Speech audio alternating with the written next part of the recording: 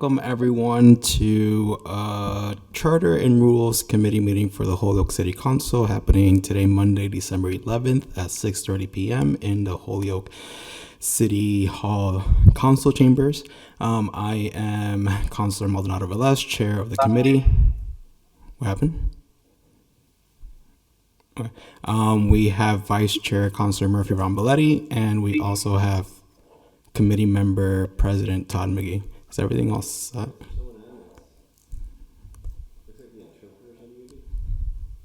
Yeah, you should be good. Should be good. Okay. For those that need interpreting, we are interpreting on channel 15 on Zoom and on Boxcast. Okay, there we go. Perfect. So I know we have the mayor here today on Zoom, and it's mainly for item numbers 7 and 8. So I just entertain a motion to take them out of order so the mayor's not here all night. Motion to go out of order to Second. Items 7 and 8. All in favor? Aye. Any opposed? Items 7 and 8 are, number 7 is an order put in by Councilor Rivera, Israel, GIVNER, Maldonado Velez, Murphy Ramboletti, and Jenny Rivera. The Section 34 of the Holyoke City Charter be amended to establish a police commission by virtue of a special act in accordance with the provisions of Articles of Amendment, Article 2, Section 8 of the Massachusetts Constitution. Item 8 that goes with that, from City Solicitor letter regarding provisions of charter impacted by implementation of a police commission. So this order was brought up back in July 17th, and it was tabled. From that meeting, what we had asked the City Solicitor's Office was to send us a list of what parts of the charter are going to be affected if we put in a police commission. So that was what number 8 is. Right now, the way I'm seeing this, and always go with what the committee wants to do, sort of still in the gathering stage of this would be. The way I envision it, this would be the meeting where we get just more information regarding like what's been happening with the committee that I know Mayor Garcia has together with some citizens of the community.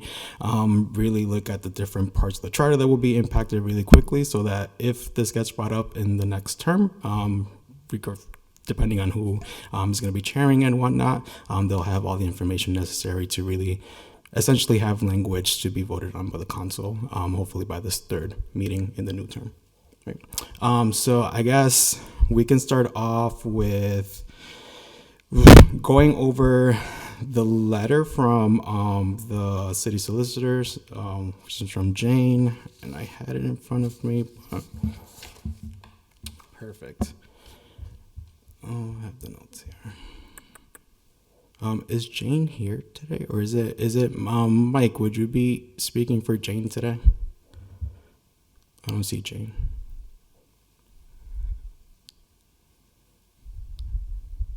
Good evening, Counselor. Good. Hello, Attorney Bissonette. How's it going? Good, thank you. Good. No, I hadn't discussed this with Attorney, with Jane earlier today, so I don't have anything more than her correspondence to offer. Okay, cool. Thank you. So I just go over the letter just so that the public is aware as to what the solicitor stated as far as like what changes need to happen with our charter / ordinances in order for a police commission to come to play. So the letter states, honorable councilors, per the Charter and Rules Committee request, below please find a list of provisions that may be impacted by the city's implementation of police commission. So the first one is section 21 of the city charter. Section 21, for those that are not aware, is the establishment and composition of the police department, the appointments and removal of city marshals, and act repealed. Number 2 is section 26 of the city charter. Section 26 is the power of the mayor to appoint and remove officers, review of mayor's action. Item number 3 would be, or section 3-ish, would be chapter 50 of city ordinances in its entirety. So chapter 50 is the whole section named law enforcement. So we would have to make changes to that. Then there is section The fourth part will be Chapter 2, Section 2-62 of City Ordinances that speaks about the Chief of Police. Number 5 will be Chapter 86, Article 2 of the City Ordinances, also in its entirety, which speaks about the authority and the duties of the police. And then finally, the Special Act 1961, C 244, regarding appointment of supervisor of police radio. She then states that there are additional provisions referencing the police. However, those provisions do not appear to need any changes as it relates to a police commission. So stated when we started with the order, we're still in the information collecting. If the next charter and rules chair would like to continue, and or the body would like to, the next term would like to establish a police commission, these are the changes that need to happen in order to make the police commission happen. So I know the mayor has joined us today. I did ask if any members of the Citizens Review Committee wanted to join as well, but really, if the mayor had anything else to say around the police commission, I know you've said some things, but is there anything else that you want to add? Because ideally, like I said, if the next board member wants to, if the next chair would like to get all the language together for police commission, we just want to get as much input as possible. So go ahead, Mayor. Thank you, Mr. Chairman. I did send invitation to, or did let the folks know that on the advisory group, whether or not they wanted to participate. Just that folks know, it's a group that I've been meeting with. It started with Acting Mayor Murphy. I inherited it, added to it, and we've been meeting every month at the Race Street office since then. And it's purely advisory. We've talked about all sorts of different things, and they've been good with offering guidance and perspective. But as it relates to this in particular order, this is really in front of the council, the matter of preference and how we want to structure our governance to manage the affairs at the police department. And just so that folks are aware, I'm fine with whatever direction folks want to go. I like the idea of a police commission, but I know that there's more discussions that need to take place, including reviewing each of the sections that was just read out by the chairman, just to make sure that whatever change or direction we want to go, that all applicable laws are reflected accordingly. So as it comes to this level, to the council, really to build that consensus and ultimately what direction you want to go. And if we do decide to move forward with a police commission, great, I'm all for it. If it turns out that it doesn't, there is no desire or interest, and that's fine too. But I'm happy to support and guide the discussions in any which way that I can, and looking forward to see what the outcome's going to be. Thank you, Mr. Chairman.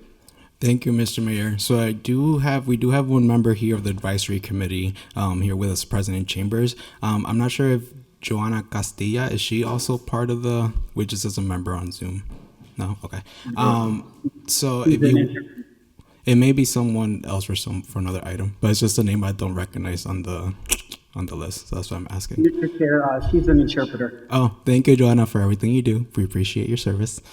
So if you wanted to say anything around, the reason, to the mayor's point right now, we know it's an advisory committee, so we know it's not, setting policies or whatnot. But I'm interested to hear from any member of the advisory committee to see if there's sort of if y'all see the police commission being something that could benefit the city, just based on the conversations y'all have had and whatnot, and sort of the work that y'all have been doing in the last couple of years. Share as much, as little as you'd like to. If the floor is yours, you just need to say your name and address before you speak, if you're interested. Yep. Hi, my name is Keelana Rivera. I live on 369 Jarvis Avenue, and I've been part of the police community relations group since its onset with Acting Governor Murphy. I can't even remember. It's been so long. And it's been slow moving. We don't meet that often, but we do have a lot of good conversations. I think the commission idea came up through the audit and everything that came through that, and we were part of getting the audit together and reviewing that and talking to the auditors about how all that went. And so it's just been very enriching, I think, to both the police and us as citizens. That's kind of it. Thank you again, Anna. And thanks for coming down tonight. Any committee members have any questions? I think go ahead, Councilor Murphy-Ramboletti. Thank you. This might be for you or for the mayor, but I am curious, how often are you guys meeting these days as a group? So we meet monthly. I believe it's the first Wednesday usually of the month.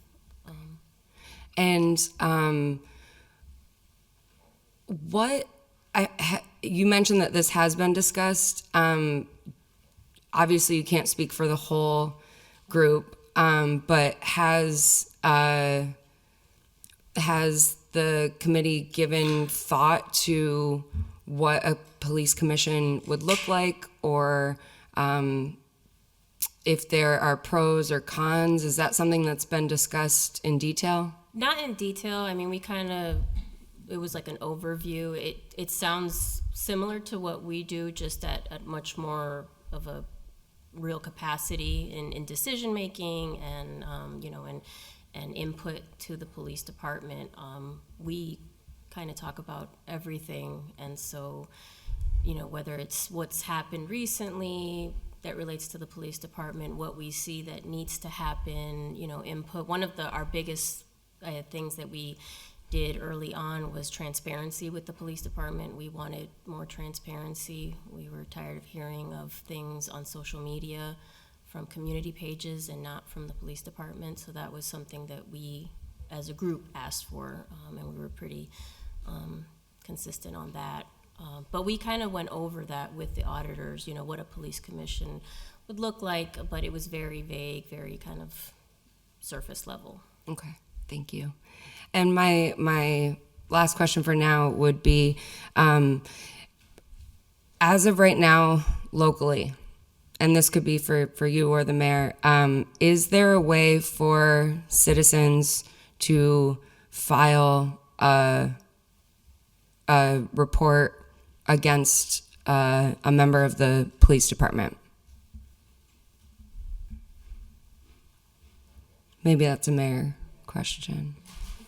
Yeah, so before the audit, that was identified, their way was, there is a way. Whether or not it's the best practice was the discussion that came out of that. And I believe since then there has been some improvements, but we have to revisit that and see where it is, Counselor, at this time. Okay. That, for me, that was a big reason why I filed this order. I mean, I know there's a lot of other great reasons for or against to have a police commission, but for me right now, I know, because it's been said before to me the last time we talked about this in this committee, there is a way to do it through the state, which is great, and that's wonderful. But I do wonder if I know there should be a way to do it locally. And I would like for that to start to be something that we start discussing more and what that looks like. And then I guess, I do have one more question. Mayor, if you would like to add anything about the reasons why you would either be in favor or against establishing something like this. And, I think that's why we want to just have this conversation, just to better understand in a public setting what your pros and cons would be. Yeah, no problem. So I'm very for this idea. I think, so a lot of what I've gathered here since I've started in this role as mayor and unraveling what's going on in the police department, and even listening to some of the comments that were reflected in the audit, there's a lot of assumptions and a assumptions on what people think is going on versus what's really going on. A lot of assumptions on decisions that are made, whether or not those assumptions is their prerogative to even be a part of or understand, as far as internal is concerned, and then also external, what public, what might they think be going on versus what's really going on. And so by having a commission board, and every time those assumptions come forward, you unravel it, and it turns out it's, misguided or misunderstood or whatever the case might be. A 3 or a 5 member board, or however many members is ultimately decided, we have to manage the affairs in accordance to open meeting law. So basically, all decisions that would be the mayor would be made through the governing body of the commission. And so, for example, promotions, when we're promoting candidates, those processes happen, and our conversations, that happen here, it's very clear in what civil service allows, but people don't necessarily understand that and assume that so-and-so got a position because of X reason or backdoor politics of whatever discussions are happening. When in reality, that's not what happens. But when it's, if it's in the, when it comes to hiring or promoting, if it's done in an open process with a governing board, people can be present and see and be a part of, and it kind of helps de-escalate a lot of those concerns, because it's a level of transparency that just doesn't exist with our current model. The other thing too, with going in this direction, and I'm losing my train of thought here, is you have a dedicated body working with the department head, in this case it's the chief, in oversight on specific goals, objectives, strategies. Right now it's between this office and the chief, which is great, except that, with no, I'm both inward and outward. I have to manage the affairs of all departments, as well as managing the concerns and whatever might come out with dealing with the public. And so it's a lot for an elected mayor. Having a dedicated oversight body working directly with the chief can offer that level of accountability to be sure that there's follow through on implementation, measuring of the goals, again, transparency, because when you're meeting with the chief and going over those things, just like at the fire department, open meeting law, there's agenda that's posted, and people from the public as well as even unions can observe those meetings and be part of those discussions, and making sure that we're offering a new level of oversight and transparency that follows through with that really sets the tone on and direction on what we want to see within the department. So those were my reasons. I think it's healthy. It's something that I recall doing when I was a member of the fire commission, and they still do today. I think it's just a much healthier process to kind of close that gap where people are concerned about, kind of help build that more trust with all stakeholders, so that when decisions are made, there's minutes, there's a video recording or whatever, and folks can understand what direction we're going and why decisions were made, opposed to, just between the department and the mayor, and then, having to unravel that. So that's why I'm all for it. I think it's healthy. If we follow the structural, the governance structure of that kind of oversight, I think it's just going to be good for all stakeholders, for everybody. Thank you. Anything else?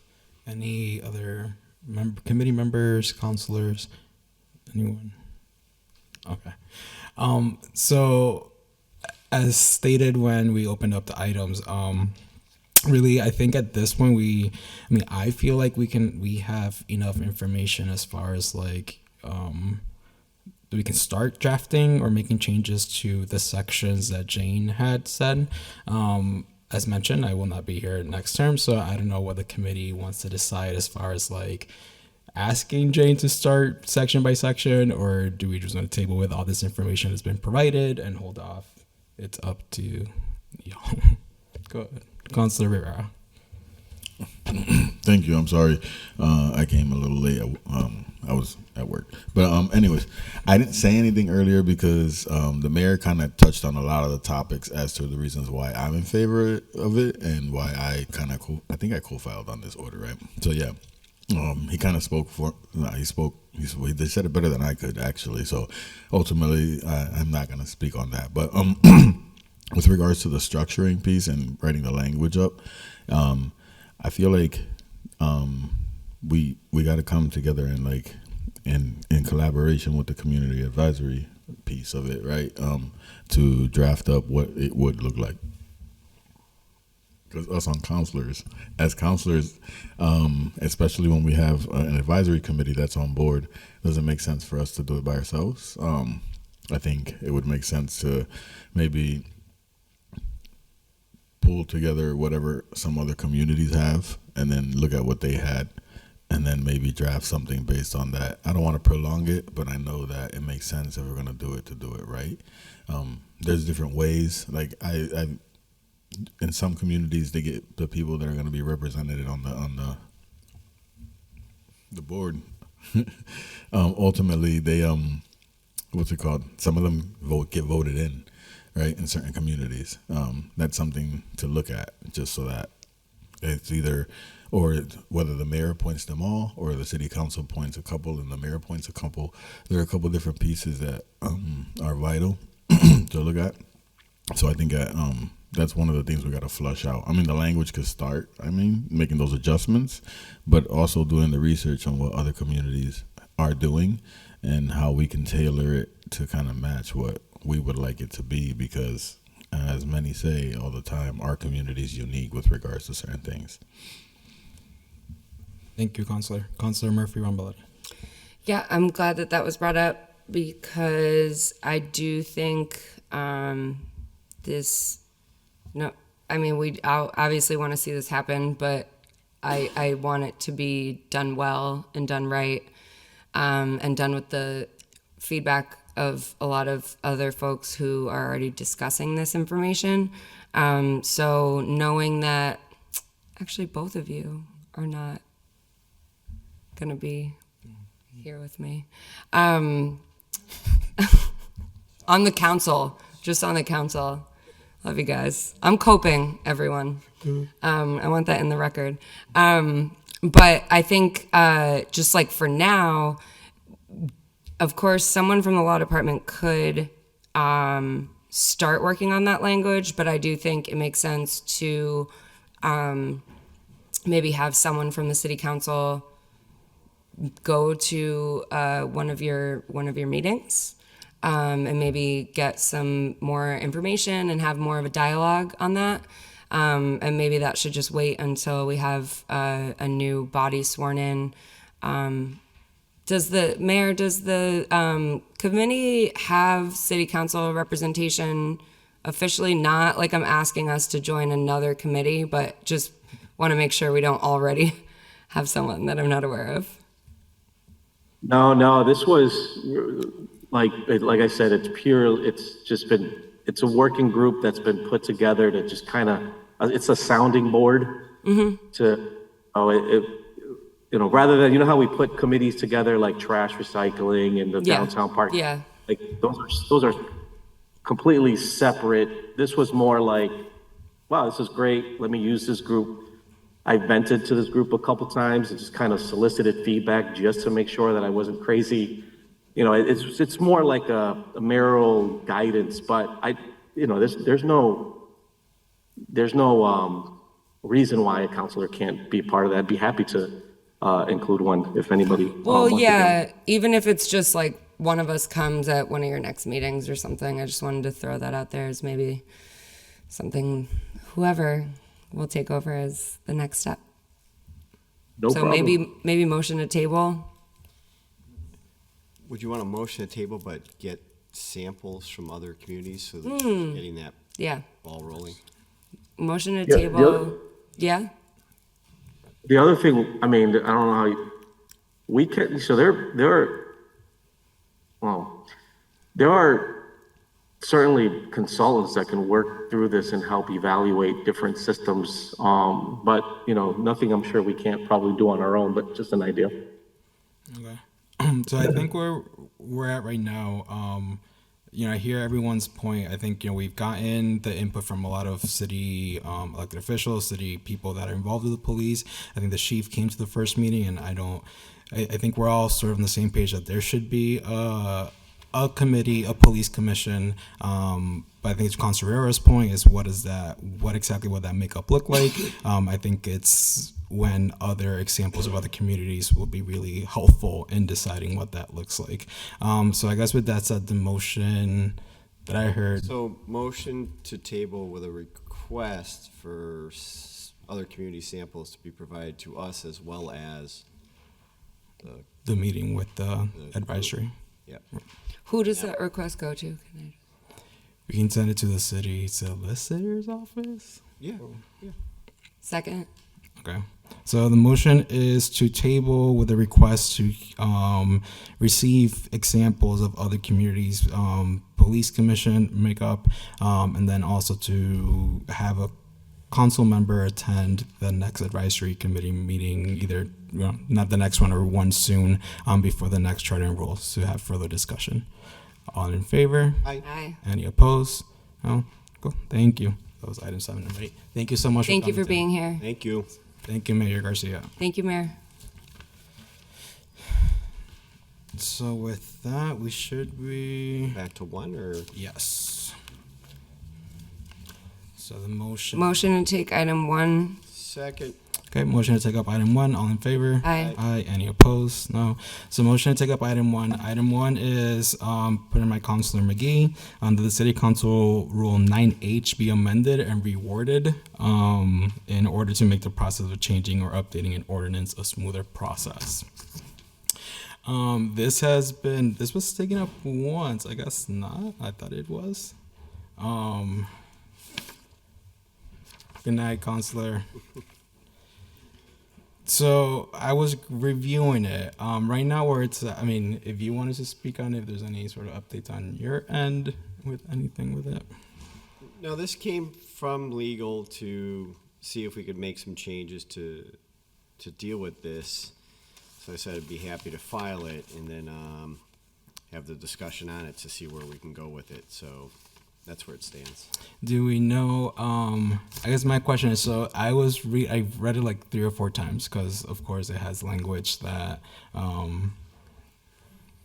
where is it, the part that legal character, anyways, I do have like a suggestion language for it, which would make it more plain modern English, I guess. Because when I was reading it, I think this is the order that this is the rule that Councilor Jourdain pointed to last meeting around the solicitor not approving or not agreeing with, finding legal issues with the order. Because when I read 9H, it seems pretty much the basic of it all is we send anything that has to be a change to the city, to the solicitor's office. They're either going to approve it or not approve it, but regardless, the city council decides to vote on it. There's other order. I think there's 9K and 9J, which to the point of the order to make things a little more smooth, like those rules also need to be taken up as well, because I feel like this order just really addresses whether the solicitor vote is in favor of or not in favor of. So that's really my thoughts right now. You want to turn to Mike? See if Mike has anything to offer. Go ahead, Attorney Bissonette. Yeah, thank you, Mr. Chairman. I think you, as the author of the revised rules, know as well as anybody that there are certain parts of these rules that were probably given the benefit of being drafted in the 30s and 40s, and anything that predates me needs to be revised. So I think either breaking this up into separate subsections or rewriting it, please God, make my mouth work, rewriting it in January when the rules are readopted may be the best course here. I think there's some confusion, and I happened to watch the meeting from the other evening about what happens when there is a ordinance that is disapproved by the solicitor and where it goes from then. And I think a strict reading of this has it go back to the ordinance committee, then to the council, then to the clerk to be published and enacted.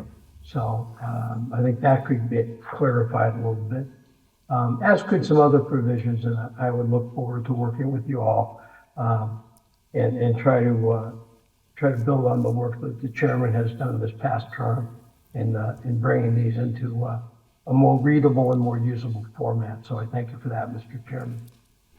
Thank you for sharing that, Attorney Bissonnette. Yeah, I think that was my question at the last meeting, just because we have, I don't know, the way we've been operating for the past 2 years, at least since I've been on the council, you've approved, the city solicitor's office has approved every legal form, whether the council agrees with it or not, like, y'all have approved it and then we vote on it or not. Last week was the first time I've seen it where the city solicitors didn't approve it. So I think that part should definitely be clarified within this 9H. But I think to your point, and yeah, to what I was saying, the whole section 9 should be really looked at, because there are, like I said, 9J and 9K, like right before and after, sort of have to do with ordinances changes as well. So I, again, go with whatever the committee decides, but this definitely, whatever changes needs to happen, they should be happening also with 9K, 9J, and then the other section in section 9. Councilor Vacan, your hand is up.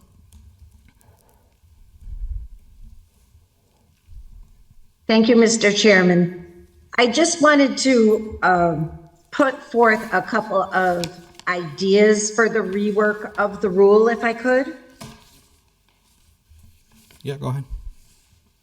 So I think it's important in one of the rules that the initiation of the draft of the legal form comes from the committee to the law department. We've had variations of opinion within the ordinance committee as to whether the law department should be drafting the legal form or whether we were supposed to be doing it in committee. And then in other instances, we have had the law department provide a draft legal form on matters that we didn't even request it for yet. So I think in the rules, it would be good to clarify that the committee needs to request the drafted legal form from the law department, and then they would draft it for the committee. Because right now that's a little vague and I think a gray area. And then the other thing I would just suggest is that in the wording of the rule, where there's agreement, just keep those sections all together and then only say if there's disagreement at the end, because it's sort of choppy. It goes back and forth and gets a little confusing when there's disagreement. But I do think it is interesting and important that our rules allow a majority and a minority of the committee to seek a legal draft to put forth to the council. And I think that would be a good thing to keep in there. So that's just some feedback for consideration by the committee, if you would. Thank you. Thank you, Councilor Vacan. Any other committee members?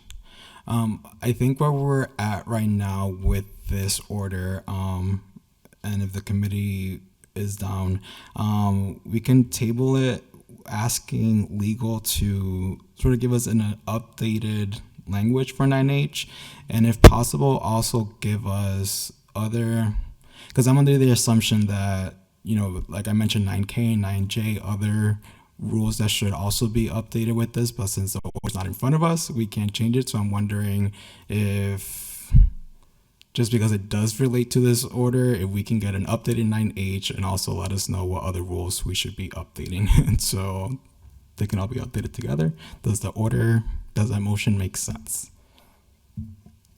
No. It does. If I may. It does. I mean, this is a hard one. It's a moving target in the sense of what to do to update it. Councilor Bacon's brought up some good points.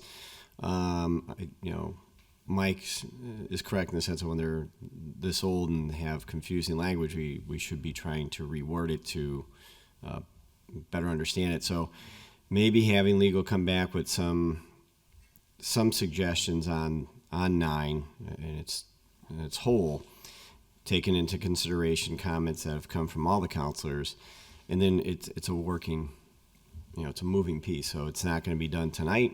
It's probably not going to be done for quite some time. But if they can have something that maybe for next year when they start, it kind of deals with some of the confusion we've seen with this section.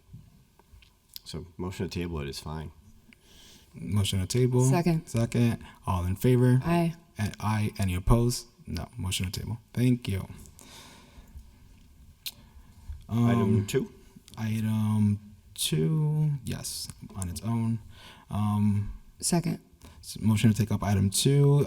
Item 2 is order put in by Councilor GIVNER with community support that the city council meetings be regulated to 2.5 hours or 150 minutes, and that a majority vote be required to continue meetings beyond 150 minutes.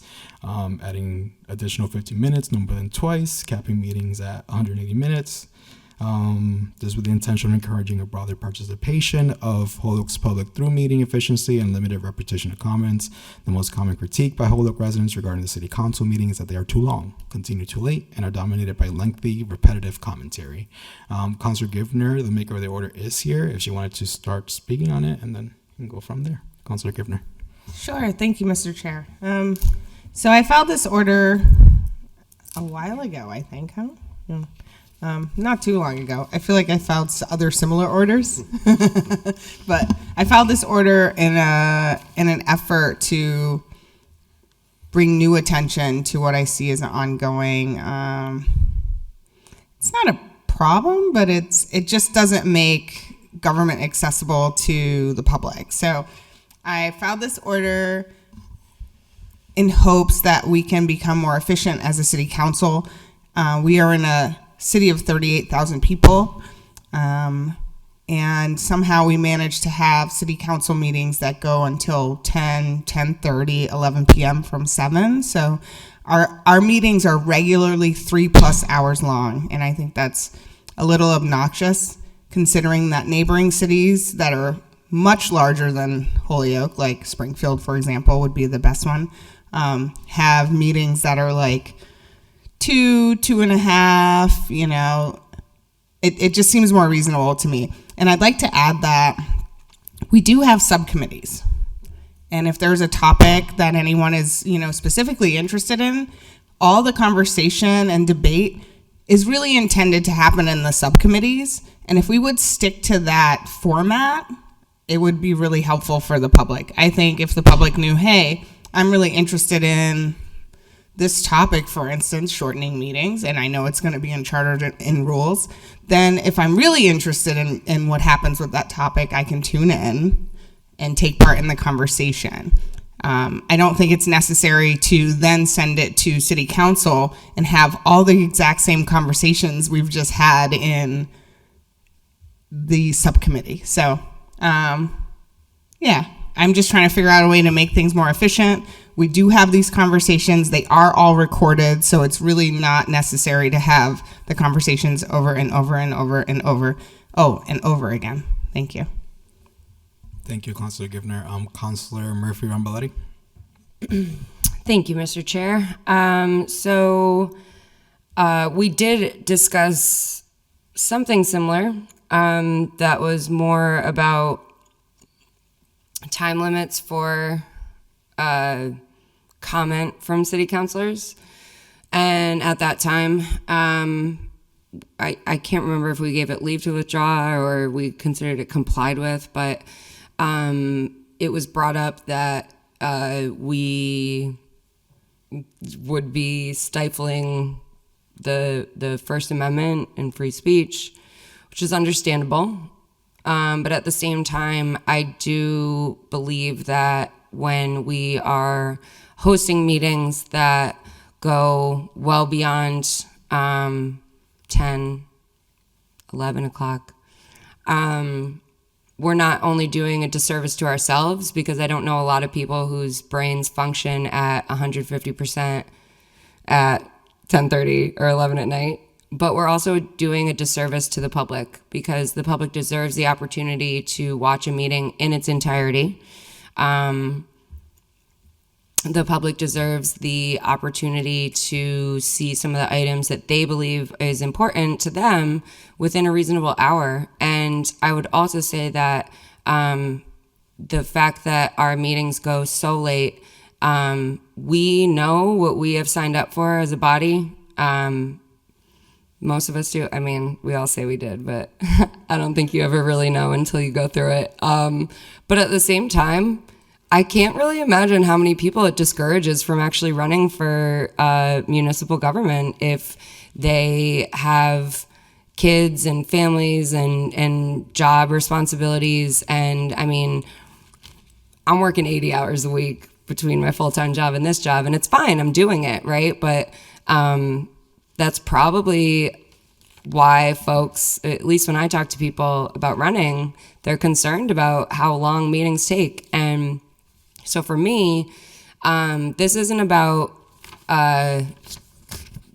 shortening anyone's ability to speak. Well, no, it is. It's not about taking away anyone's ability to speak on a matter. It's more about, do you need to speak on that matter 15 times in a meeting? Okay, I know I'm being hyperbolic. I get it. But if someone else, and you know what, people will give me feedback all the time that I don't speak enough in meetings, which, you know, I mean, that could be a thing, but as the top vote getter, I mean, it seems to be like it's okay. But like, I don't speak a lot in meetings because someone already said what I want to say. I don't need to say it. They probably said it twice. So for all of us to just kind of sit here and repeat each other, I mean, this is what you should be communicating with your constituents about. This is, you know, like Councilor GIVNER said, this is why we have subcommittee meetings. We don't need to repeat each other. We don't need to be meeting here. And you know what? I have heard from councilors who are not on this body anymore that these meetings used to be shorter than what they are. So I think as a body, we need to do a little soul searching and figure out why we're all taking up so much time saying the same things that someone else is saying. So I did my research, and I just want to say into the record, because I think Councilor GIVNER mentioned the city of Springfield. Councilor, your motion that was filed is great. Language is awesome. I have to use my brain a little more than maybe I would like to when I read it, but that's why I want to read Springfield City Council's rule into the record. Their rule says no meeting of the City Council shall go beyond 10 p.m. Eastern Standard Time unless, upon a motion of any city councilor, the meeting is extended for a period of time stated in the motion, and so long as the motion is unanimously approved by all members present. If a motion to extend the meeting past 10 p.m. Eastern Standard Time is not approved, all remaining items shall be continued until the next regularly scheduled City Council meeting. If items are continued to the next meeting pursuant to this rule, those items shall appear at the beginning of the next agenda. I think this is reasonable. I think we should do something similar. I think that the public deserves it, and I think we deserve it, and I think it's just good governance. So thank you for allowing me to speak that much. Thank you. Ironically. Councilor Murphy Melody. No, that was great. That was a lot of great information. So thank you. Councilor Givner. Thank you, Mr. Chair. I also just wanted to add it. If I'm not mistaken, I think that Springfield starts at 7:30, and that's so. When I looked up times for meetings, Springfield was also on my radar. I looked at Northampton, Springfield, East Hampton. They all have shorter meetings than we do, but I think Springfield, it really says a lot because they're a much bigger city. So, in my humble opinion, they would take up more time. But I'm pretty sure, and I could be wrong, but I'm pretty sure that their meetings start at 7:30. So I got that 2.5 hour time from the Springfield meeting specifically. So, yeah, I think that's it. Thank you, Councilor Givner. So I definitely agree with this. I think that is one of the, to Councilor Murphy Ramboletti's point, one of the biggest barriers to people being more involved in municipal governance is the time commitment and the repetition and how long sometimes meetings are. I know this term in particular, we haven't had too many meetings beyond like 11 o'clock compared to other terms that I've seen. I think we only had one meeting that was close to midnight, so I guess kudos to us. But I think creating something similar to like Springfield's language into the council rules, I think that would be great. With that said, so there's a couple things. One, if we wanted to do this and we wanted to put some sort of language forward, it would fit perfectly in section 2 of our city council rules, which talks about meetings, and maybe add a letter C to it. The other part of it is the new council, y'all are going to decide on your city council rules the first day when y'all get sworn in. So that is something that also can be added that day to the city council rules if y'all want to wait till that day to try to propose that council rule on June 2nd. Great point. That was a very confusing day for me when I was a new counselor. So, I mean, I was going to say, any other counselors can correct me if I'm wrong. Counselor Jordan put his hands up. So let's see, Counselor Jordan, go ahead. Your hands are up. Okay. Can you hear me okay? Yes, we can hear you. Okay, thank you.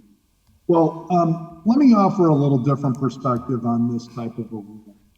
First of all, I can tell you that the meetings are not any, as a general rule, longer or shorter than they've ever been over at least the 30 years I've been here. So Joe McGivern, I suppose, can speak to maybe what the 1980s was the case. But we've had basically the same type of style. People share their opinions. I mean, let's remember now, we already do have a rule that every counselor can only speak twice without permission of the body on any one issue.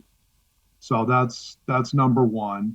I'm open to considering a 10 or 10:30 rule, perhaps, if you want to really consider something like that, to word that. But I gotta say, I just generally disagree with a lot of the assumptions you guys are making and characterizations. I just have an entirely different perspective. One is the public has an opportunity, if they think people are talking too long, to not hear your voice anymore every 2 years. So they have the ultimate opportunity to pull the plug on any one of the 13 of us every 2 years. People have had their plugs pulled and their microphones taken away, and others, they continue. So, I don't agree that the public wants this. In fact, I have people overwhelmingly appreciate for many, many years the different points that I bring up in the discussion and the debate. And, quite frankly, I've been voted in 14 times in a row, 14-0. So if my microphone seems to be working just fine and people seem to feel that I'm doing a good job by making the points that I make, so what's the problem?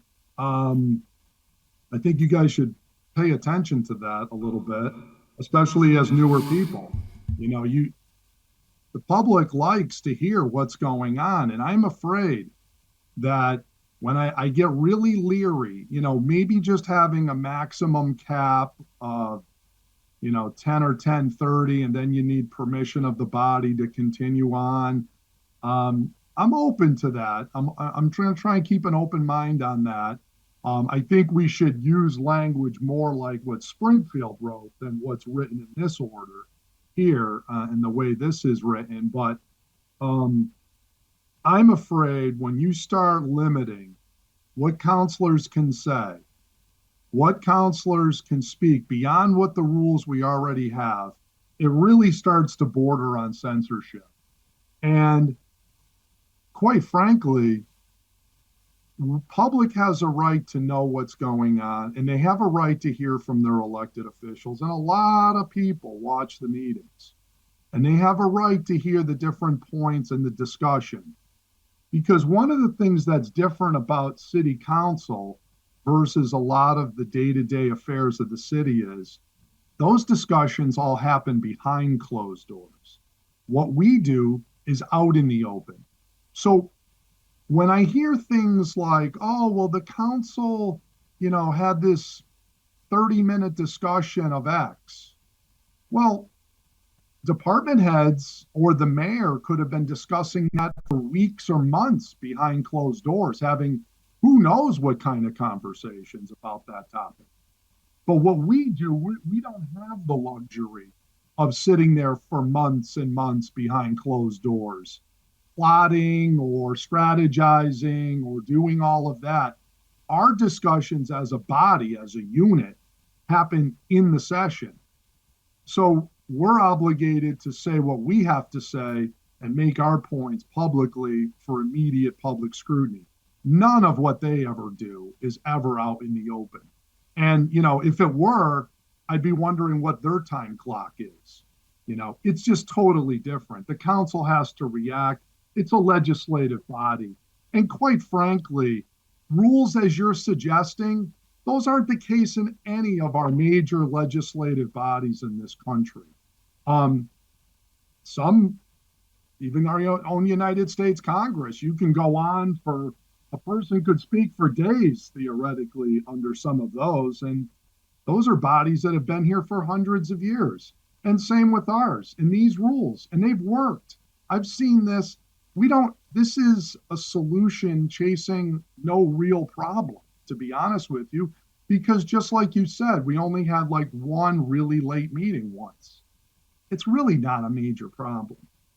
It's a major time commitment to be a city councilor. That's why a lot of people don't run. But the real reason a lot of people don't run is you're scrutinized. Political office is a difficult business. It's a dirty business.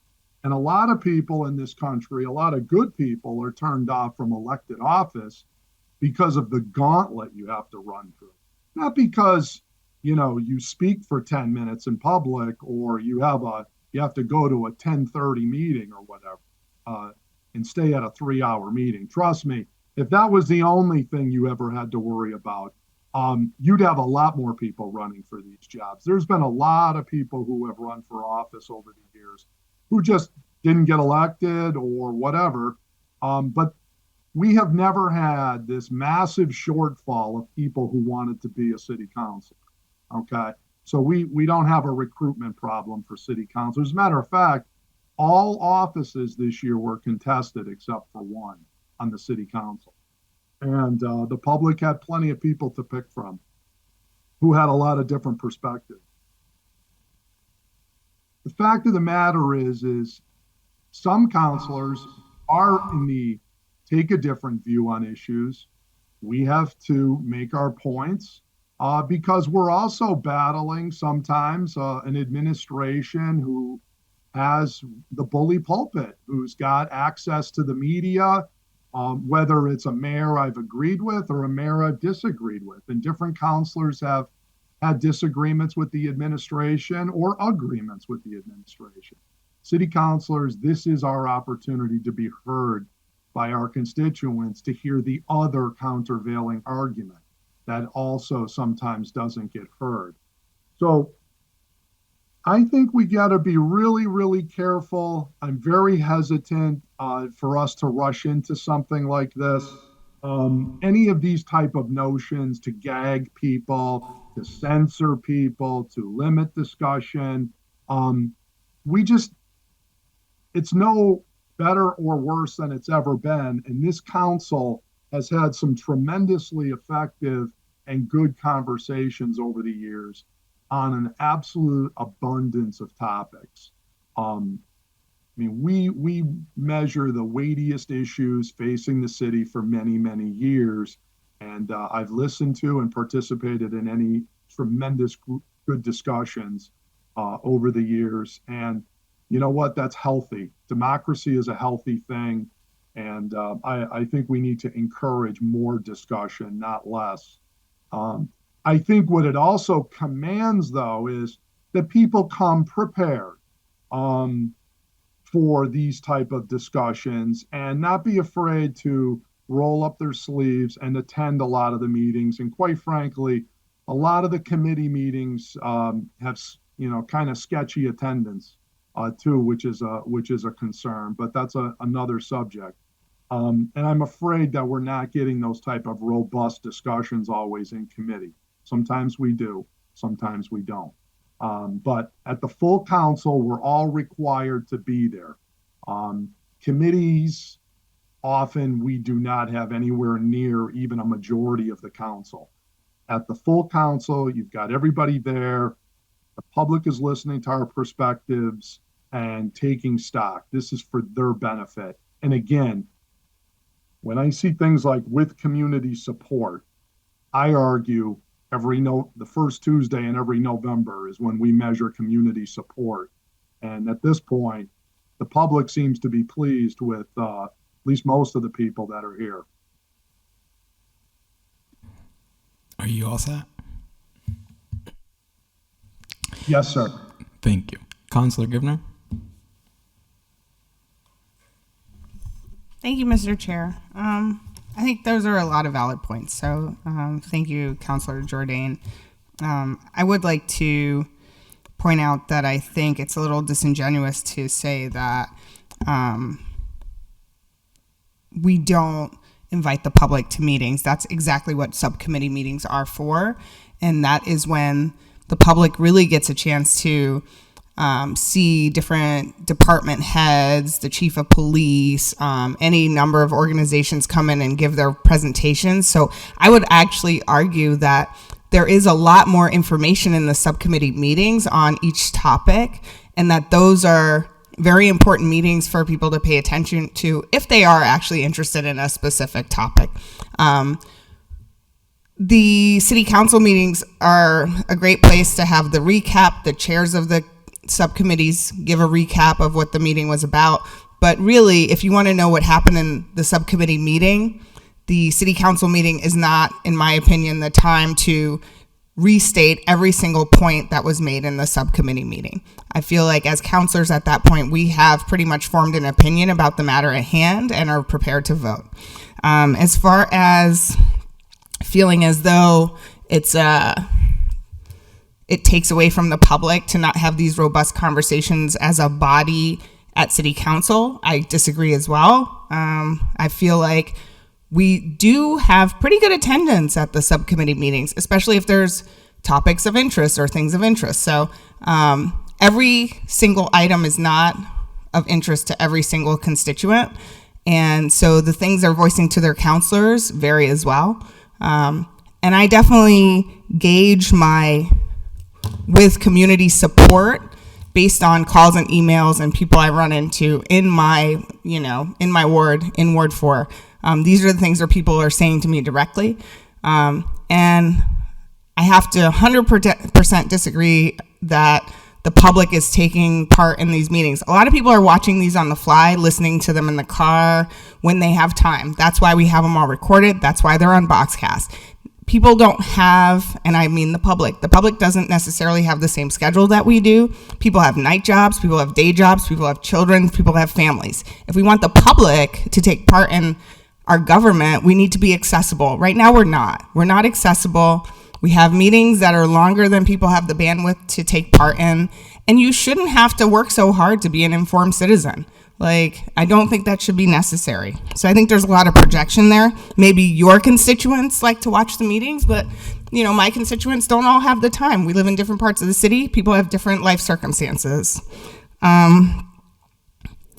As far as like censorship, how many times do we really need to say the same thing? These meetings are recorded. So I again disagree with the comment that people are unprepared or there's censorship. I don't need to make the same statements in city council that I made in subcommittee. I may have a quick review, I may make a point, but I think we just see this very differently. And I just think, things change. It's 2023. The world's a changing place. Holyoke's a changing place.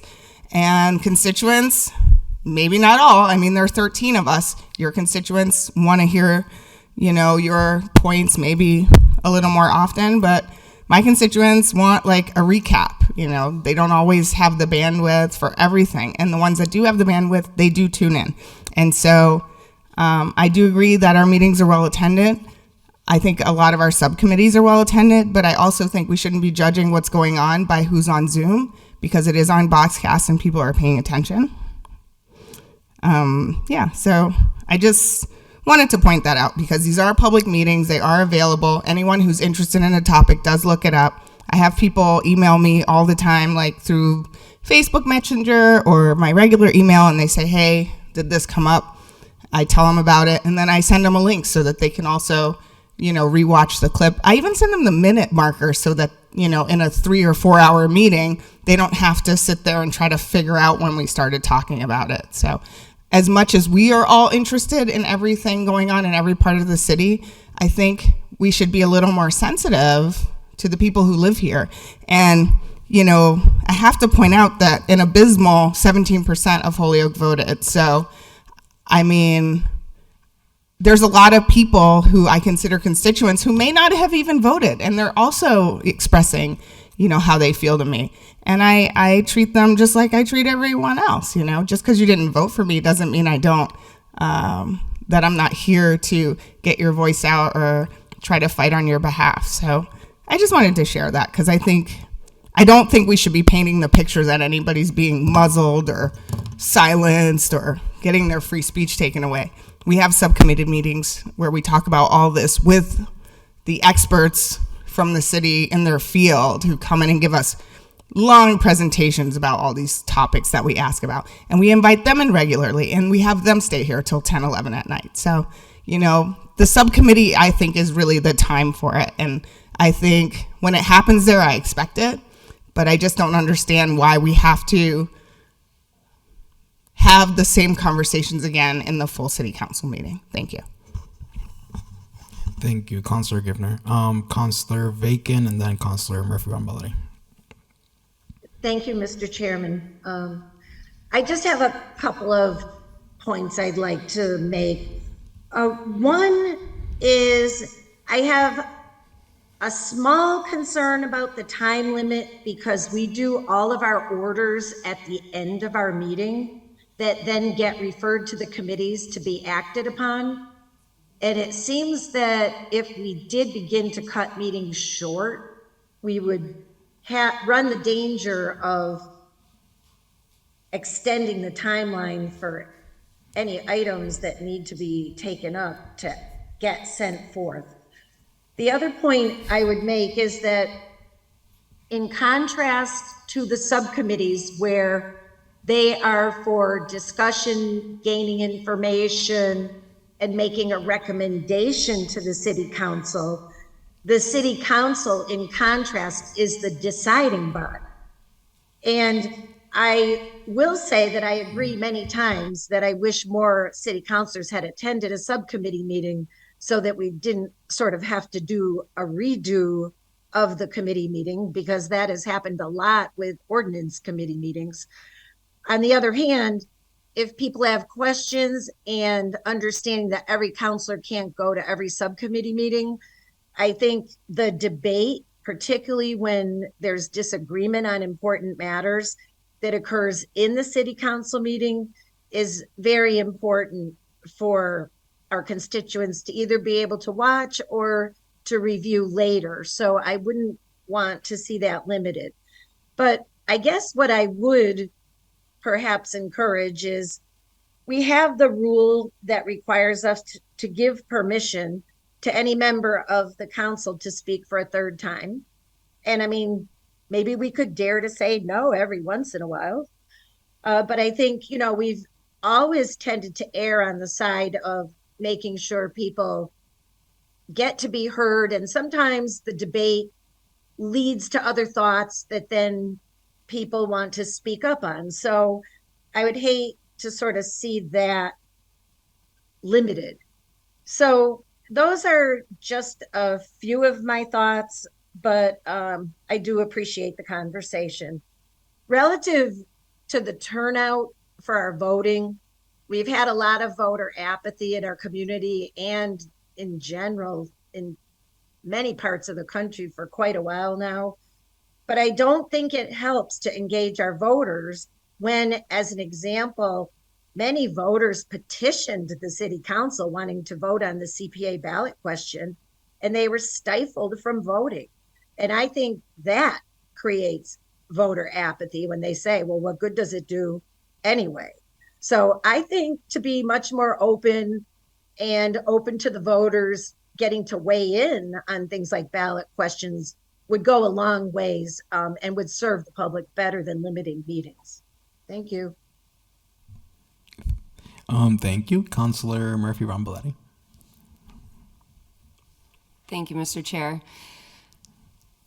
We all want very similar things, but we do not agree on the path in which to get there. I will just respond to a couple of points that have been made.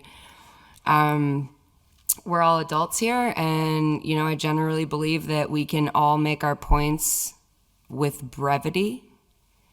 And the purpose of a rule such as this is not to stifle anyone's ability to communicate their stance on an issue. This is not about censorship. This is about being efficient, because that is what our constituents deserve.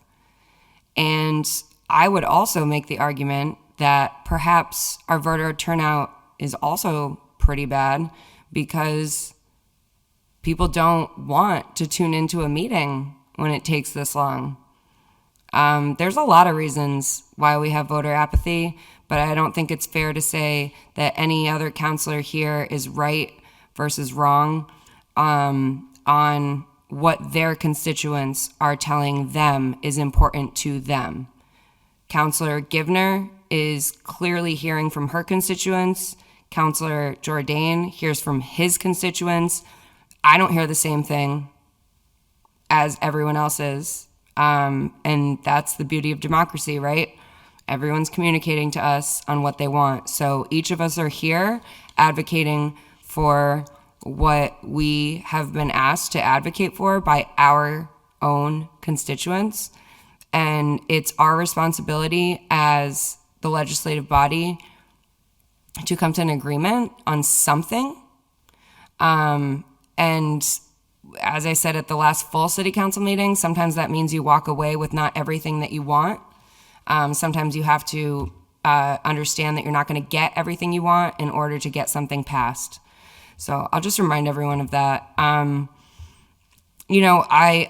maybe if we had a smaller city council, this would be a different discussion, but we have the same size city council as cities like Boston and Springfield. No offense, Holyoke, that is not our population. Whatever, that's our full body size, right? Used to be 15. I remember those days. But if we are going to be as big of a city council, then we should each take responsibility for the fact that not one person should monopolize a conversation at a regular full city council meeting. Subcommittee meetings are different. And if we're concerned about city councilors not showing up for subcommittee meetings, That's not anything that we should be putting on the fault of our constituents. If city councilors can't come to subcommittee meetings, it's on us to watch the meetings, figure out what questions we have, and ask them that night. But if we're not going to meetings and we're just gonna repeat everything, that's on us. That's not something we should subject the people of Holyoke to. The last thing I'll mention is a previous speaker mentioned that Congress has time limits. And first and foremost, we are not Congress. We are the city of Holyoke. We are the legislative body of the city of Holyoke. And honestly, Congress is not a great example that we should be adhering to because I don't see a lot getting done at Congress. That being said, they do have time limits. Actually, a quick Google search, because I have my computer here, showed me that there are many time limits. Maybe we were thinking about a filibuster. And yeah, you can talk and obstruct conversation and debate as much as you want, but there are a lot of time limits to Congress. And so it's, we're the city of Holyoke. I'm going to run into you at Stop and Shop probably next week. So if we can just try to work together, I think a rule like this would actually make meetings more efficient. And that's what we deserve. That's what the people of Holyoke deserve. Thank you. Thank you, Councilor Murphy-Ramboletti. Councilor Jordan and then Councilor GIVNER. I think Councilor Coelho had his hand up. I don't think he's spoken. I just see your hand first, but if Councilor Puello wants to go first, then either way. You want me to go first, guy? It doesn't matter. Yeah, go ahead, Councilor Puello. All right, thank you, Mr. Chairman. Thank you, Councilor Ryan. Yeah, so I just don't really agree with this. I mean, I think that this is counter to the intent, right? I mean, you're saying that you want more people to watch the meetings, you want to make the meetings more accessible, but instead of asking people to watch 2 meetings a month, you want them to watch all the shotgun meetings that we have throughout the entire month, and you want them to watch and take more time out of whatever their busy life schedule is to watch all the discussions. I think that the way we're doing it now is fine. I think if people, I really don't think this is an issue with respect to everybody and to the maker of the order. If there's an issue and there's something that people in the ward are saying they want to see and that they want it to get taken up because it's controversial, take it out of order. I mean, you guys did it tonight's meeting, and we do it all the time. You take something out of order, and you move it to the front so that people have an opportunity to see it. I don't think that this is, I don't know.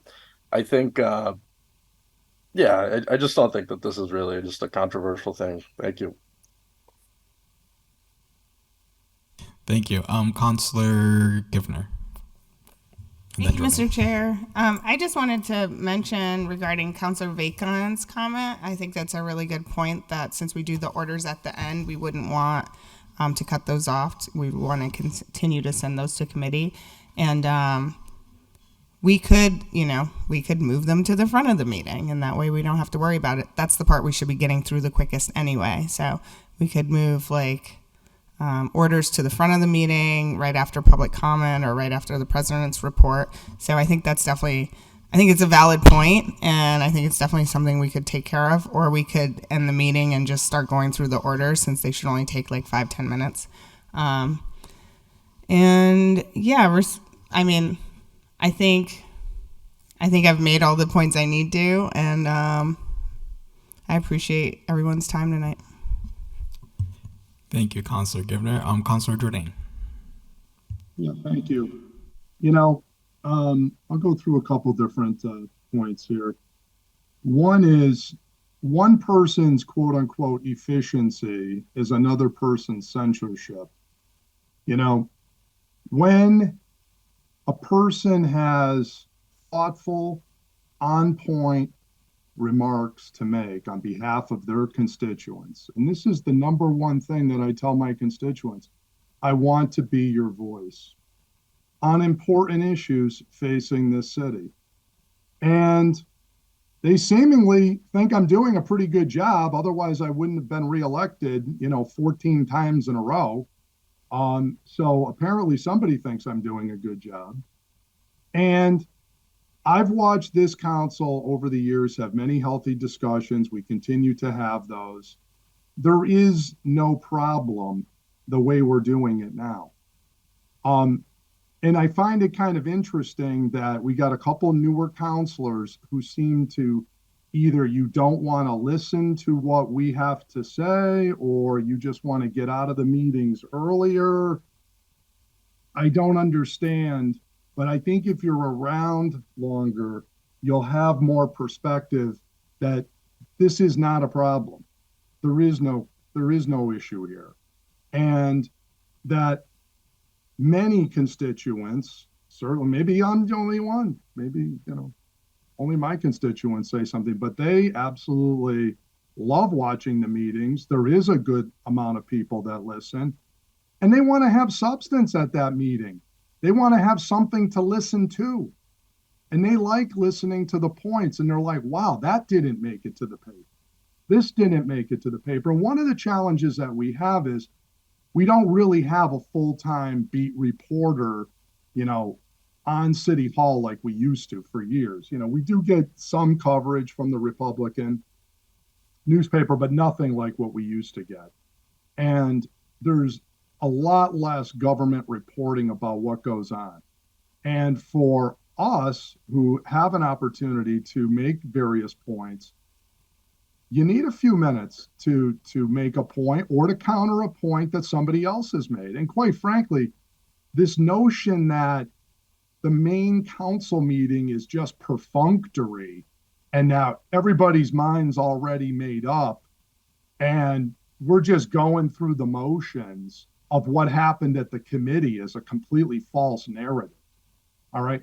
There's often, all the time, that I listen to arguments that other people make, and I've changed my vote on issues based on what I've heard at the full council meeting. Somebody makes a point. I'm like, yeah, that's a good point. Maybe this should go back to committee, or maybe I'll vote another way. So don't just write off those discussions. And votes do change at the full council based on those discussions. And I think we deprive the public that opportunity to hear. And quite frankly, if what I'm hearing here tonight is true, which is our constituents are so overwhelmed with listening to all the meetings, then if there's only one that they get the opportunity to listen to, it would be the full council meeting when all the final decisions are made, when all the members are actually there. And oh, by the way, we don't have very good committee attendance as a general rule. And for people to suggest here, we should, overall, I'll bet you on an average meeting, there's almost as a general rule, less than half the members are coming to committees meetings. And that's kind of interesting when some of the committees already start off with 5 people. So you only need 2 more to get to a majority. I think it's important that people have an opportunity to listen to those discussions. And if they only can listen to one, then they should have an opportunity to listen to those meetings. I think they appreciate that discussion. So, and furthermore, one of the arguments I heard years ago was, let's get a smaller city council. That point was brought up earlier. Well, we went to a smaller city council than 15. And we never had this rule before, and we were all perfectly fine. But, we went with it to give the public a choice about making the city council smaller. The public wanted to reduce 2 city councilors. We gave them that option. Why? Because we believed it was important, since it's the public's government, we give them the right to vote on these issues. And they chose to have a smaller city council. So they got a smaller city council. All of these issues, I think, are well served to be having this opportunity. I think we have sufficient rules on people speaking too many times. And then the last point I wanted to make was this issue about the public being involved in the meetings. I think like I said, if they only have an option to get one meeting in, it would be the full council meeting. My point was not that the public is getting locked out of the meetings. It's that the public is getting locked out of the vast majority of the decision-making process in our government, right? They don't get to see all of the day-to-day decisions and deliberations that often lead into the discussions that we're making at council. Okay, so for us to debate something for a half an hour, as I stated, this has probably been debated for hours behind closed doors already, a lot of these decisions. And they have no access to those. So I personally think the rule, if we want to consider something like with Springfield, I'd have to give it some more thought. I'll try and keep an open mind on it to see, maybe talk to a couple Springfield city councilors or otherwise to see if that's actually, really effective. I'd like to get some feedback more on it. But before we adopt this to change these kind of rules that have been in place and working just fine for decades, I think we should leave good enough alone. Thank you, Councilor Jordan. Councilor GIVNER. Thank you, Mr. Chair. I would like to highlight how much I speak in subcommittee meetings. But besides that, I just wanted to touch on the a few comments, I guess, but I don't think these are issues. I think we're just trying to change the way we do things here. I hear, oh, this issue, that issue, but I really don't think these are big issues, and I would agree they're not controversial. But they are ways that we're trying to figure out, like, hey, how can we change things to make them a little easier for people, to make them a little better for people who might want to take part.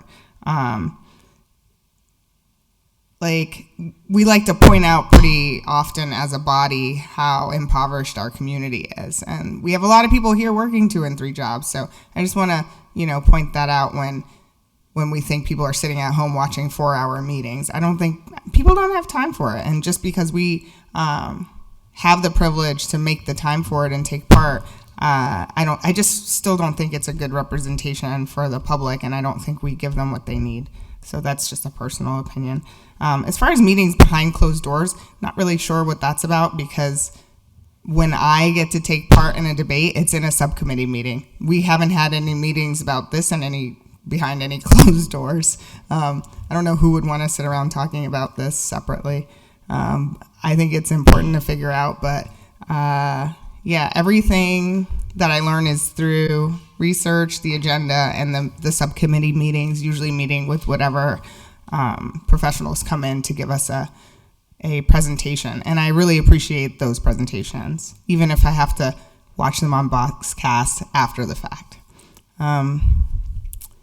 I think some of this conversation is getting away from the purpose of shortening the council meetings. Like, our intention is just to shorten them. We have been getting close to 10, but I just think it's too long. I don't think it's appropriate. To Councilor Bacon's point, maybe we should stop voting for people to speak a third time. I think we have all just been really courteous to one another, as we should be, and realize, that if people want to say something else, they may be adding to the conversation or adding to the argument. I just think that if we limited our time, we would be more concise and we would still say what we need to say. So I just wanted to add that. And I would just reiterate, I don't think these are big issues, but I think as the world changes, change is inevitable. We should consider different people who live here and how they might want to see things done. Thanks. Thank you, Councilor GIVNER. Councilor Jordan. Yeah, just to clarify what I was saying, I'm not suggesting counselors are having behind door. You're very low. Councilor Jordan, you're very low. How about now? Yep, better. Okay. I'm not suggesting that counselors are having behind closed door meetings. What I'm suggesting is that in the long deliberation process of how things and how decisions are made in this city, the administration, department heads, departments, law department, the mayor, they're having all kinds of meetings for hours and hours over months and months of all these different topics. And the public gets no insight into those decisions at all. There's no open meeting law for any of that, right? And so when the council gets these topics and we discuss them in open session, if we have a 30-minute discussion over something that people have talked months and months and months about, is that excessive? That's the point I'm making on that issue. And then quite frankly, that's usually the weighty, heavy stuff that gets a lot of deliberation, is the stuff that gets presented to us for approval from the administration or different departments. And that's not unusual. That's always been going on. And I guess just the other point I would make is, if I don't understand the argument that we want to have shorter city council meetings so it's easier for the public to watch them. So let's have less content during the regular meeting, and let's instead have everybody watch 5 different committee meetings from start to finish or what have you, in lieu of the main event. And that would be more time saving and efficient to the voters. It's an interesting argument. I don't think it pans out. And if people don't want to watch the full council, I don't think they're going to get into the deep dive of every single committee meeting. I think they would rather see, if anything, one meeting when everybody's there and they get to see how everybody votes and how people justify their votes. And oh, by the way, I don't think we have an over talking problem of counselors on a lot of the major things. If anything, many counselors don't ever say anything. Not that that's bad. That's their style, and everybody has a different style. And you were elected, and God bless you, every single person, all 13. I have my style, you have your style, and it all works. That's democracy. But I'm just saying is I don't think we have too much debate or too much discussion. I think it's all healthy myself, but that's one person's opinion. Thank you. Thank you, Councilor GIVNER. Thank you, Mr. Chair. I just wanted to point out, we don't want people to watch the subcommittee meetings instead of city council. I'm suggesting that we do a better job of informing the public that there's going to be a robust debate in a subcommittee meeting if they're really interested in that topic. So I just wanted to say that because, that's what I meant by that. But overall, I understand. I still don't think it's a controversial, but I think as Holyoke changes and the people who live here change, I think it's our duty to serve them better. Thanks. Anyone else? No. So I guess my thoughts on this. Thank you, Councilmember Frambelletti, for showing the example of Springfield's rule, because I think based on the discussion today, I feel like that may be a rule that people may be interested in, because it doesn't limit. It does limit it to a certain time, but at least you can lengthen it beyond that, depending on what the people want. Another point that was brought up, definitely agree. We all had constituents that voted. Some of us had enough constituents that turned out to get back on. Some didn't, and that's okay. But at the end of the day, I think we're all voices for the different constituents that get us elected into these positions. So I think everyone's point today is valid as far as like what their constituents are saying and letting them know about how they feel about city council meetings. Yes, we did only have one meeting beyond 12, but there have been many meetings up to 11 o'clock, which is still very late to some people. So, I definitely hear the arguments as to why we should try to limit or make it shorter so it can be more, not as far as participation, but more understanding, and the community knows what's actually happening as far as the votes and whatnot. Anyways, regardless with that, I think there's two ways to move forward. I think we can table it, leave it on here. The new councilors, a new term, will decide on their city council rules on January 2nd. So if the maker of the order or anyone else wants to propose a new rule to the city council rules, then that can happen on that day. Or we can just refer out a committee as complied with and discuss. So I will go with whatever the committee believes we should do. I'll say it's complied with. There you go. Sure. Second. Okay. So the order that motion that item number 2 is complied with. All in favor? Aye. Any opposed? No. So item 2 is complied with. Item 3. Motion that item 3 is Second. taken up. Item 3 is by Councilor GIVNER with community support order that a 30-minute public comment period be added to city council meetings in an effort to give the public a true platform, in person, written, and or remote, as long as a remote option for council meeting exists. Consideration should be given to having meetings begin earlier in an effort to accommodate Holyoke residents and inspire participation. The maker of the order is here today if she would like to discuss item 3. Thanks, Mr. Chair. It kind of falls along with the first order, but they would have to go together. So, but it would be in an effort to give the public more commentary and limit our own council commentary to make space for the public when they do want to speak. I do think it's a discouragement to invite the public to a meeting that may go for 4 hours and allow them to speak for 90 seconds. Sometimes people have a wider point to make. I don't think time should be unlimited per person, but I think it's worth considering having more time and more time per person. Thanks. Thank you. Anyone else on item number 3? Councilor Murphy-Ramboletti. Thank you, Mr. Chair. I would just say, I'm not sure if I fully understand totally what a 30-minute public comment comment period would look like. But I do think that it's important to think about how much time we are allowing to the public to speak. And I guess in a scenario in my head is if you have your full city council meeting and there's folks signed up for public comment, say there's 3 people signed up for public comment, they speak for 90 seconds, however long they get, and then someone shows up a little later, maybe 15 minutes after that's happened, and now they can't sign up for public comment. So I could see extending the time frame in which we would make a motion.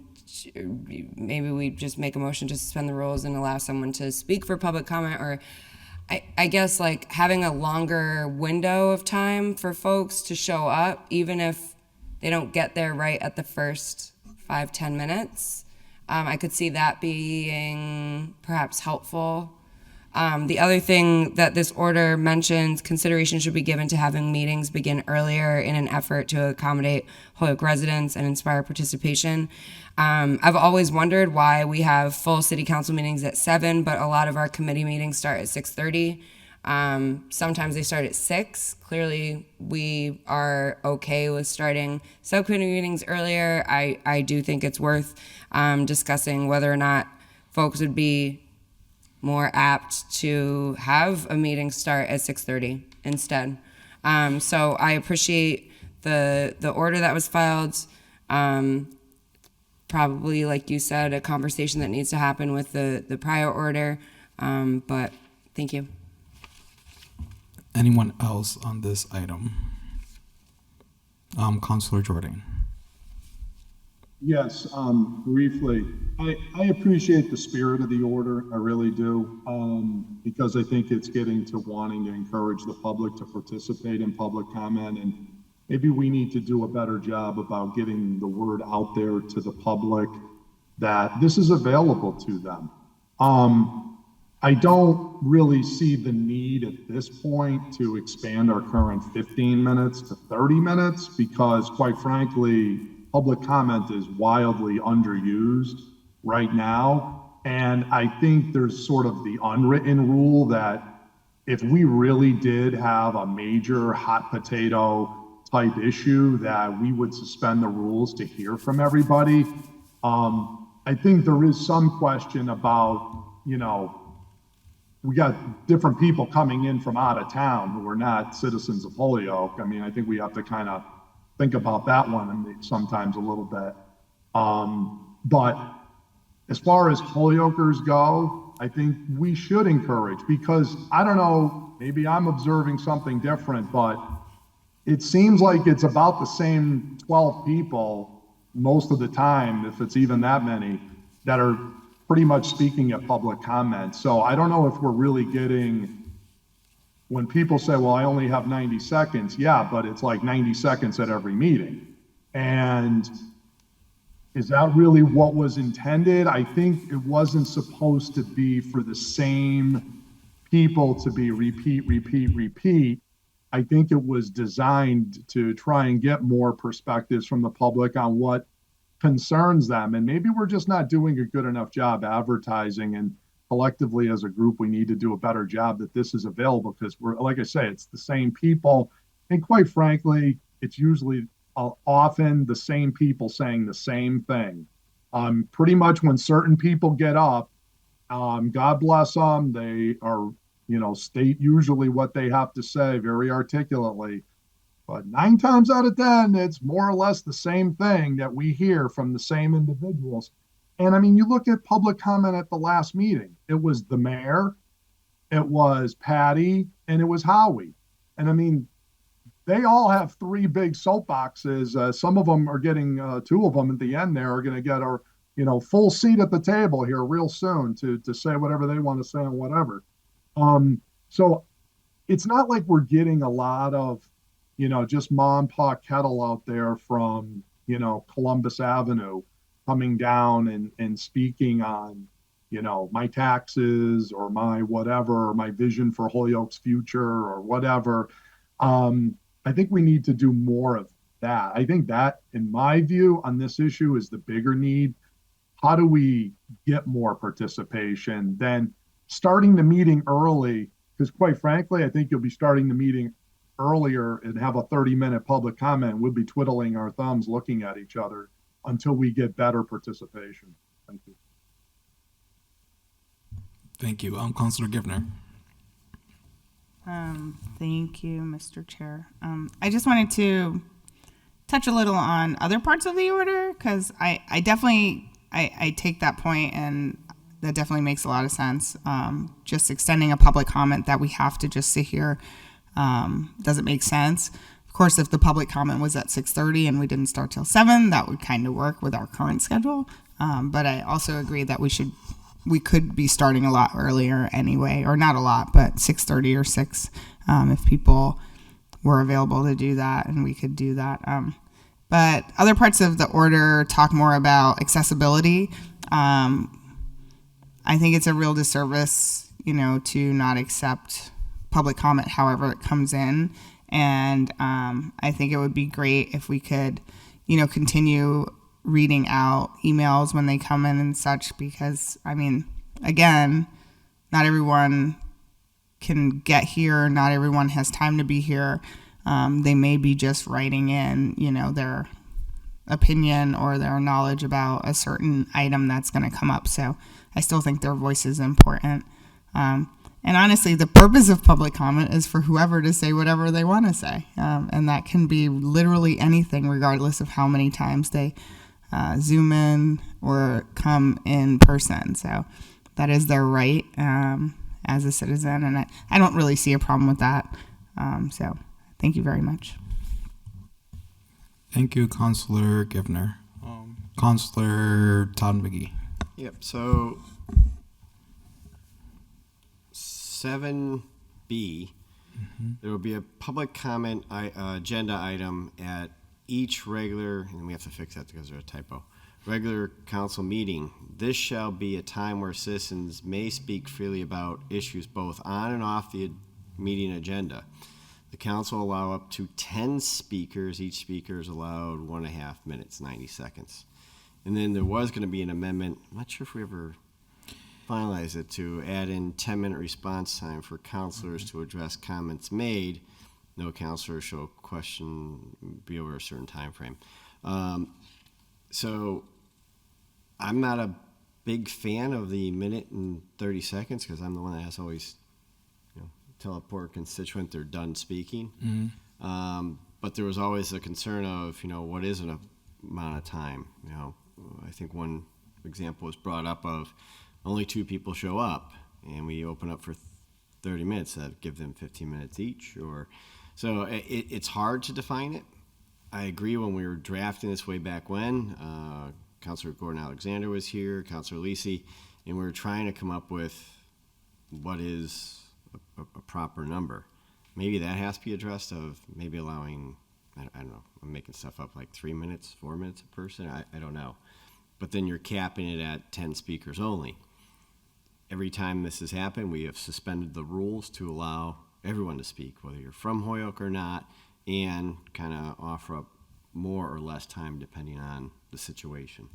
So we do have some flexibility in suspending the rules to kind of help achieve a goal, but maybe somehow cleaning up section B to address the issue of making sure, one, constituents know they can come in. It probably is discouraging that they only get a minute and a half and they don't like seeing that, so that's why they don't come.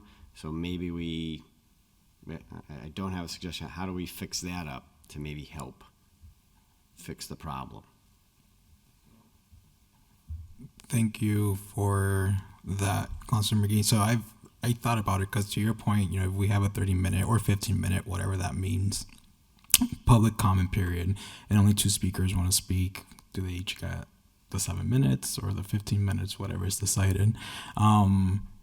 I'm sort of like, when I've been thinking about it, if we were to do 15 minutes, because right now technically 10 speakers, a minute and a half, it's 15 minutes of public comment.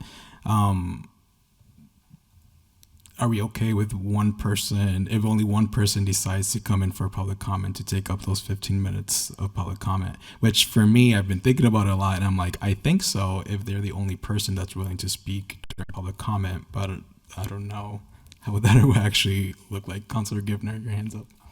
Sorry, no, I think I was just going to say sort of the same thing. Like, we don't currently hold 15 minutes in case we only get 2 speakers. So I guess that was a roundabout way to give people more time, having it up to 30 minutes. But I can see how that makes it a little difficult. And I don't know what would be appropriate for someone to express themselves. I mean, I guess I wonder if we don't have a limit on email communications, do we? Like when we did do those? So what happened because of COVID, we developed they can email in and we'll read it, because I was sitting at home at a desk doing it. And then when we finally got back here, we just kept it going. But then as people started to come back in the chamber and using the Zoom meetings, and I did mention to everyone, was it better just to do that and kind of get away from reading emails? When we did read emails, we considered it as part of the 10 speakers, and you had a minute and a half. Okay. So if someone gave me a very long email, I was trying to read fast for a minute and a half, and then, after a while, people just said, no more emails. So that's how we wound up. Yeah, I guess I was just wondering if there was, like, when we did read them in, if there was like a word count minimum, because that would, No, we it's could more figure it out based on that, what the time appropriate could Yeah, be. read I it don't know. within the minute and a half. Oh, yeah, thank you. Any other discussion on this? So I understand Councilor GIVNER said, Councilor Jordan, go ahead. Well, just on the email point, I just wanted to make a friendly suggestion. I think we should encourage people to send in emails, but instead of reading them at the meetings, I think it's important if maybe Jeffrey could collect those and make sure that they're sent out as some sort of packet to all the counselors, so that we have an opportunity to read what the constituents had to say on whatever topic that they wanted. I think, getting those circulated so we can all get the benefit of their feedback would be good. And I think that also should be encouraged. Thank you, Jordan. I definitely agree with that. I know to Councilor McGee's point, we were reading the emails, but if we just accept it as communication or something, I don't see why. And then still open up to 10 members. Anyways, I think, Councilor GIVNER said the other order goes with this one. I think, they are both around timing and whatnot, and we talked about access, but I think this one can definitely still be here and have more discussion on it. Yeah. So it'll be Motion to table. Yep. So motion to table item 3. All in favor? Aye. Any opposed? No. It's 3-0 tabled. Okay. Next one. Motion to take up item 4. Second. Motion to take up item 4. All in favor? Aye. Any opposed?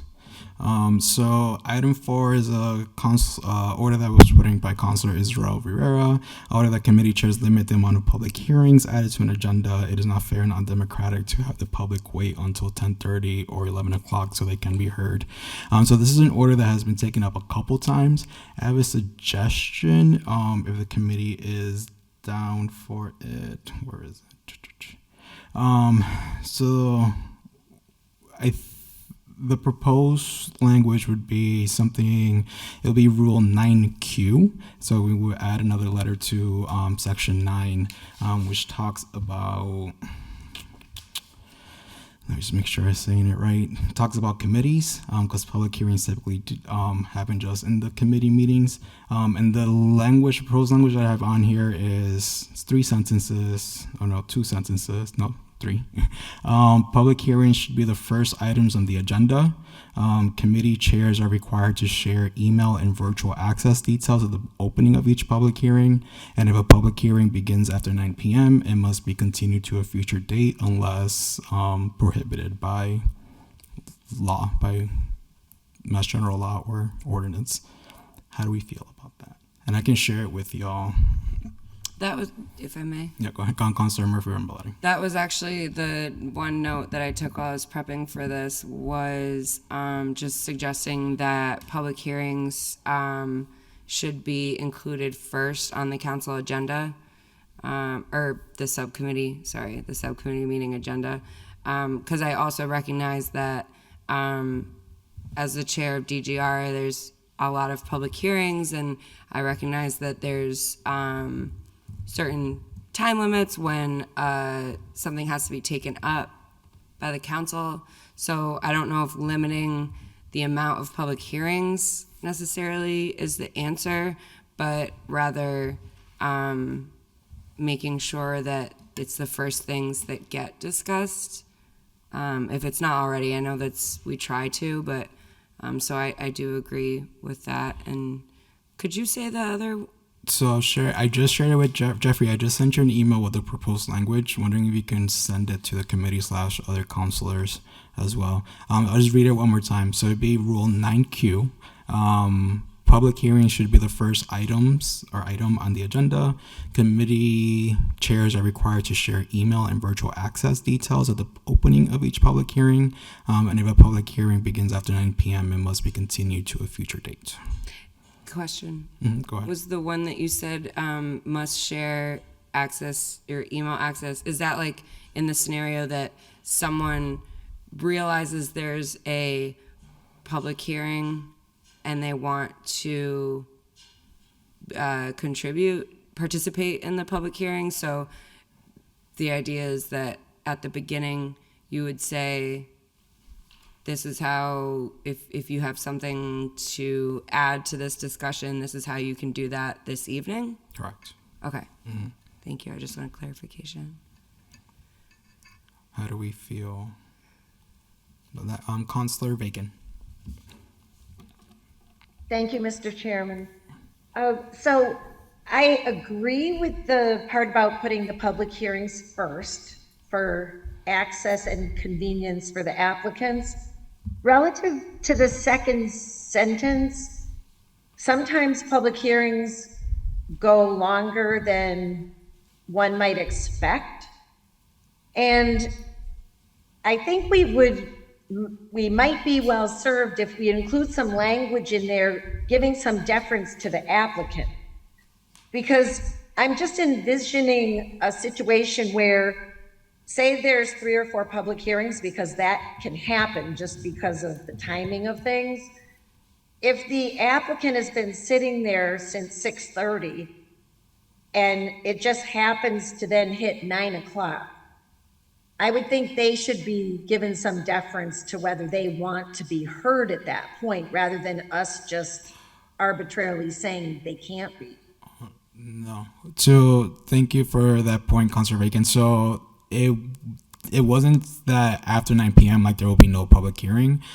So like if at 9 p.m. or we open up the public hearing at 9:05, members that are still here, or community members that are still here, want to speak on it, they should be able to. Like, it's not saying that we're just gonna stop it and not hear anyone, but at the end of that person speaking or multiple people speaking, since it was so late in the evening, that we should extend it to another date certain afterwards, just so that it can then possibly be picked up first and earlier in the evening, with the caveat, of course, that if it's something where legally we can extend it past a certain point, then at that point, then yeah, unfortunately, we do have to take final action or whatever it may be for that particular public hearing.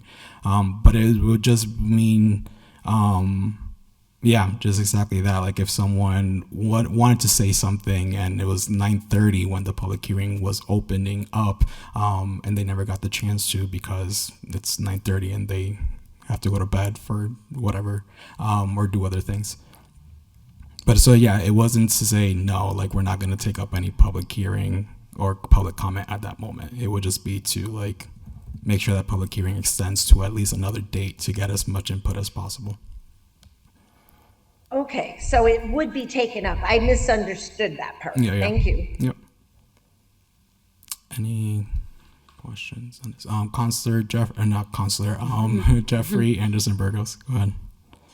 Yeah, just wanted to provide a detail for when I'm putting the notices, having the notices put in the paper and sent out to the abutters. One of the parts of the notice that I'm putting in there is that I am instructing the public, who sees these notices, that if they want a copy of an application or to provide comments regarding the public hearing, they can. I put my contact info, both my office number and my email address. So they're already being given an opportunity to provide that commentary if they have something they want to provide but can't attend the hearing. So that's being put in all the public hearing notices? The ones that I'm putting out, yeah. Perhaps it does make sense to have it just codified in a rule, but in practice, that's something I have been doing. Perfect. Thank you for that. That's awesome. Okay. Any other discussion on it? Okay with it? Do I entertain a motion to approve 9Q? Okay, so second, the motion would be take item 4 and approve a rule 9Q that speaks about public hearings. Again, I'll read it one more time. Public hearings should be the first items on the agenda. Committee chairs are required to share email and virtual access details of the opening of each public hearing. If a public hearing begins after 9 p.m., it must be continued to a future date unless prohibited by law. All in favor? Aye. Any opposed? So rule 9Q. Motion to take item number 5 off the table. We can take up item 5 with item 6. Second. So motion to take up item 5 and 6 as a package. All in favor? Aye. Aye. Any opposed? So item 5 and 6. Item 5 is put in by Councilor GIVNER, signed on by Councilor Tallman, with community support. Order that all ordinances and charter rules reflecting City Council and City Council subcommittee meetings notices be updated to reflect the substance of email as sufficient method of notice and city website posting as sufficient method of public notice. And then item 6, put in by Councilor GIVNER with community support. The following section of our code of ordinances and charters be updated to reflect the use of email as sufficient for the special meeting notice. And then she provided proposed language for section 12, which speaks about special meetings of city council. So Councilor GIVNER is here. I will let her speak on the orders. Thank you, Mr. Chair. I think these are pretty self-explanatory, but I can mention that according to our charter, we have to receive snail mail to have officially received public notice. And a lot of times we are receiving our email prior to the actual U.S. Postal Service mail arrives at our house with the same announcement. So, we also get an immediate Google invite. So it's not even an invite. It's like a demand or a command, and it just shows up on our calendars. So as far as notice, we get it pretty quickly and usually more quickly by email. So I was just hoping that the language could be updated in both of these to just accept that as well. But I do think I wanted to point out that it should be email and city website posting. I didn't mean it to be one or the other. Because I feel like if we get an email and a letter and it's posted on the city website, that should be sufficient notice. And that's one place, where everybody can look is on the city website in case they are worried that they're missing something. So thanks for that. Thank you, Councilor GIVNER. Any discussion? This is really straightforward. Should be very straightforward. Councilor Bacon, go ahead. And the language needs to be updated. Thank you, Mr. Chairman. I just have a question. So if we do this, what do we have to do with the charter?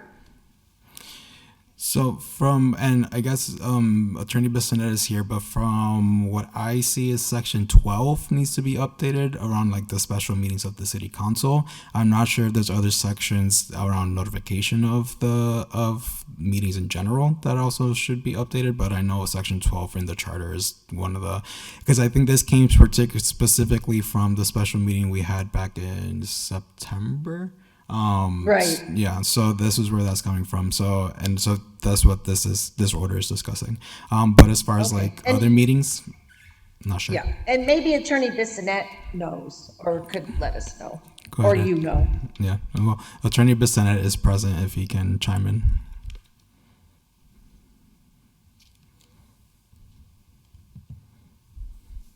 Can you hear me now okay? Yes. Good evening again. On this one, there needs to be a charter amendment solely because of the fact that the charter's never been updated. So snail mail is the preferred method of providing notice. And one of the things that we're looking at is trying to provide the council coming in January with a list of charter amendments that are not extremely substantive in nature, but similar to this, updating, allowing the use of email, to add the name of the assistant director of public works rather than superintendent, and a few others like that, corrective language, in a sort of package that will go down with whatever the council decides to send for the next home rule petition. So that's in the works. And I think the other part is to update the rule for the council itself to allow emails to be used and to add the and/or. You may have instances where an individual may choose not to have email delivery, and so they would be entitled to the actual home delivery. And doing it by mail, as all of you all know, the postage now goes down to be sorted usually in Hartford. So what was sometimes 48 hours can now be 72 to 96, unfortunately.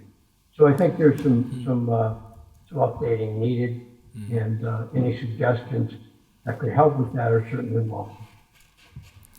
Excellent, Mr. Chairman. Thank you, Attorney Bissonette. So just to make sure I heard it clear, we need a home rule petition to make this change for our charter for section 12, even it's just simply adding email to it. Okay, cool.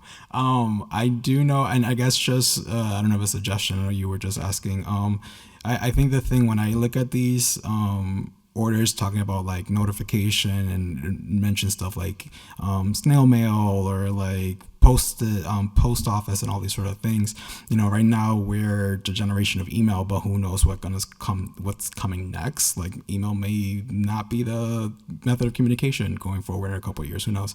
So I think trying to get more of that language out as far as like the method of getting notified versus like, yes, we need to notify the counselors, and either by sending copies, what those copies look like. It can be virtual, it can be physical, it can be whatever, as long as the amount of time there's enough notice before that.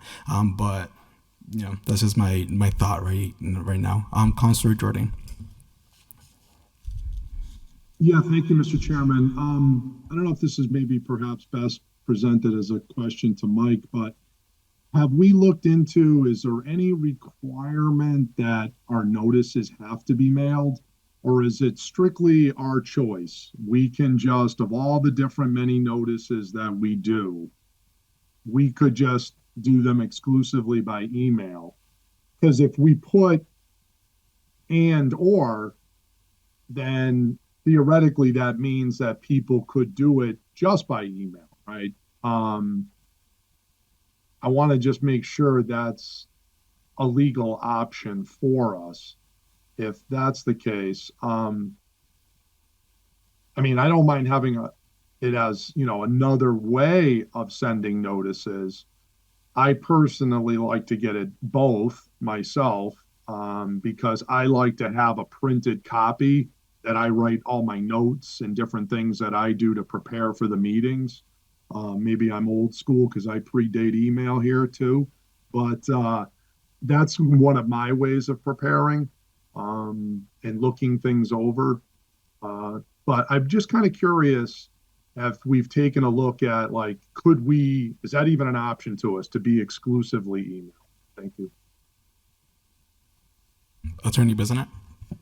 I would be concerned about things like a butters notice when we don't have the butters email. Granted, we're moving quickly into a digital world. And cable subscriptions, for example, are down by 30% nationwide, statewide. As people move on to various platforms, it's going to be interesting to see how actual notice can be shown. I mean, artificial intelligence has got most of us already looking over our shoulders, wondering what will come from that. So I don't believe, unless it was in the most recent open meeting law updates to allow the sort of meeting by Zooms to continue. I'll check Councilor Jordan to make sure that they didn't eliminate the need for notices being sent by first-class mail for such things as conservation and other types of land use hearings.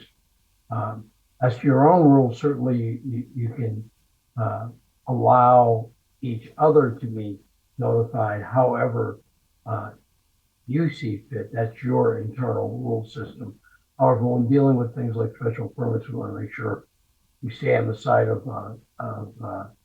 giving as much notice as is required by the law. And I think in that case, that's where the first-class mail notice may come in. So I will report back to you on that. Great question. Thank you. Well, in terms of meeting notices, though, that's not necessarily just our own. It's one thing to send communications around with us, but like, can you have just meeting notices be exclusively by email? Is that permissible? For governing body, it is. But when you have to reach out to parties outside the governmental unit, that's where it becomes more dicey, because you don't have access or control over those situations.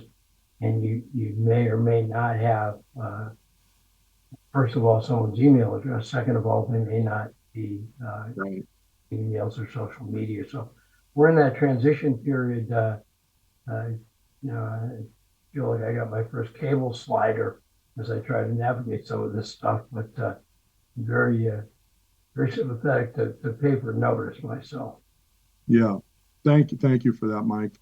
I guess that would be my concern about changing, like, for example, the special meeting or meeting notices, communications between us that are just for us. But like, if we actually put, and this has happened, we put, let's vote on the land transfer for so-and-so, or let's do the special permit on so-and-so, and we did that at a special meeting.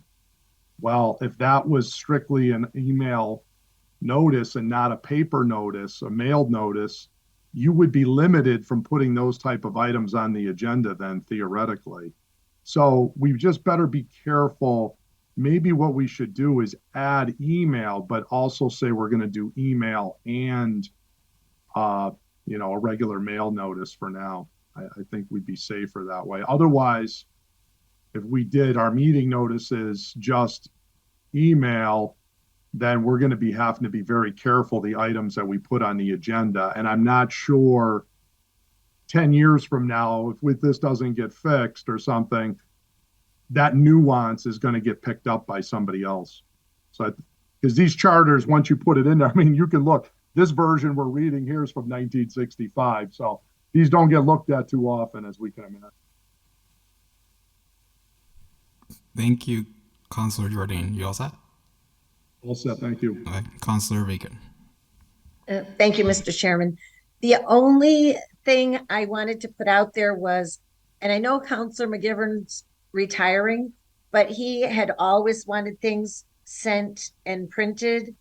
And I know when Councilor Greeny was on the council, he also preferred that. So we have different levels of technology and use on the council. So maybe that's something that Jeffrey could help with. I know in the past he reached out to us, and if we said electronic was good, then we receive a lot that way, but then some folks still got the paper copy. So I'm just putting that out there as information. Thank you. Thank you, Councilor Bacon. So I think with us, as much information and notice that we can give the public, ourselves, the better we'll all be. Definitely think item 5 and 6, based on this conversation, we need a home rule petition. And there are some questions still left in the air as far as like any requirements for the open meeting laws, or maybe even other sections within our charter and rules that need to be updated when it comes to notifying people through email. So I'm thinking like we put in a motion to table with if it gets brought up again, that the solicitor's office comes back with what the open meeting laws now states, and then what other parts of our charter and rules must be updated as well to include email or any form of communication. So that would be the motion to table.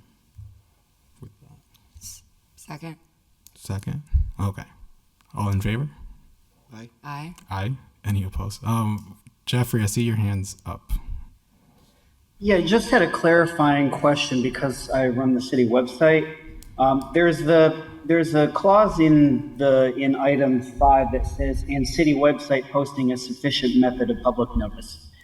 Is that, because I know the rest of the order is about how councilors are notified. Is that meant to be about how the public gets access to agendas? That's right, Jeff. The reason I ask is I know some years back, the Attorney General put out an allowance that the website could be the official place for agendas. There was just a process, and the mayor's approval was part of that. And it's my understanding that happened a couple of years ago. So our city website is currently what our official meeting notice posting location is. The Secretary of State has confirmed that, so we're in good stead using the website as opposed to the old days of posting it on the bulletins or outside the clerk's office. Just make it a little more widespread distribution, I guess. But thank you, Jeff.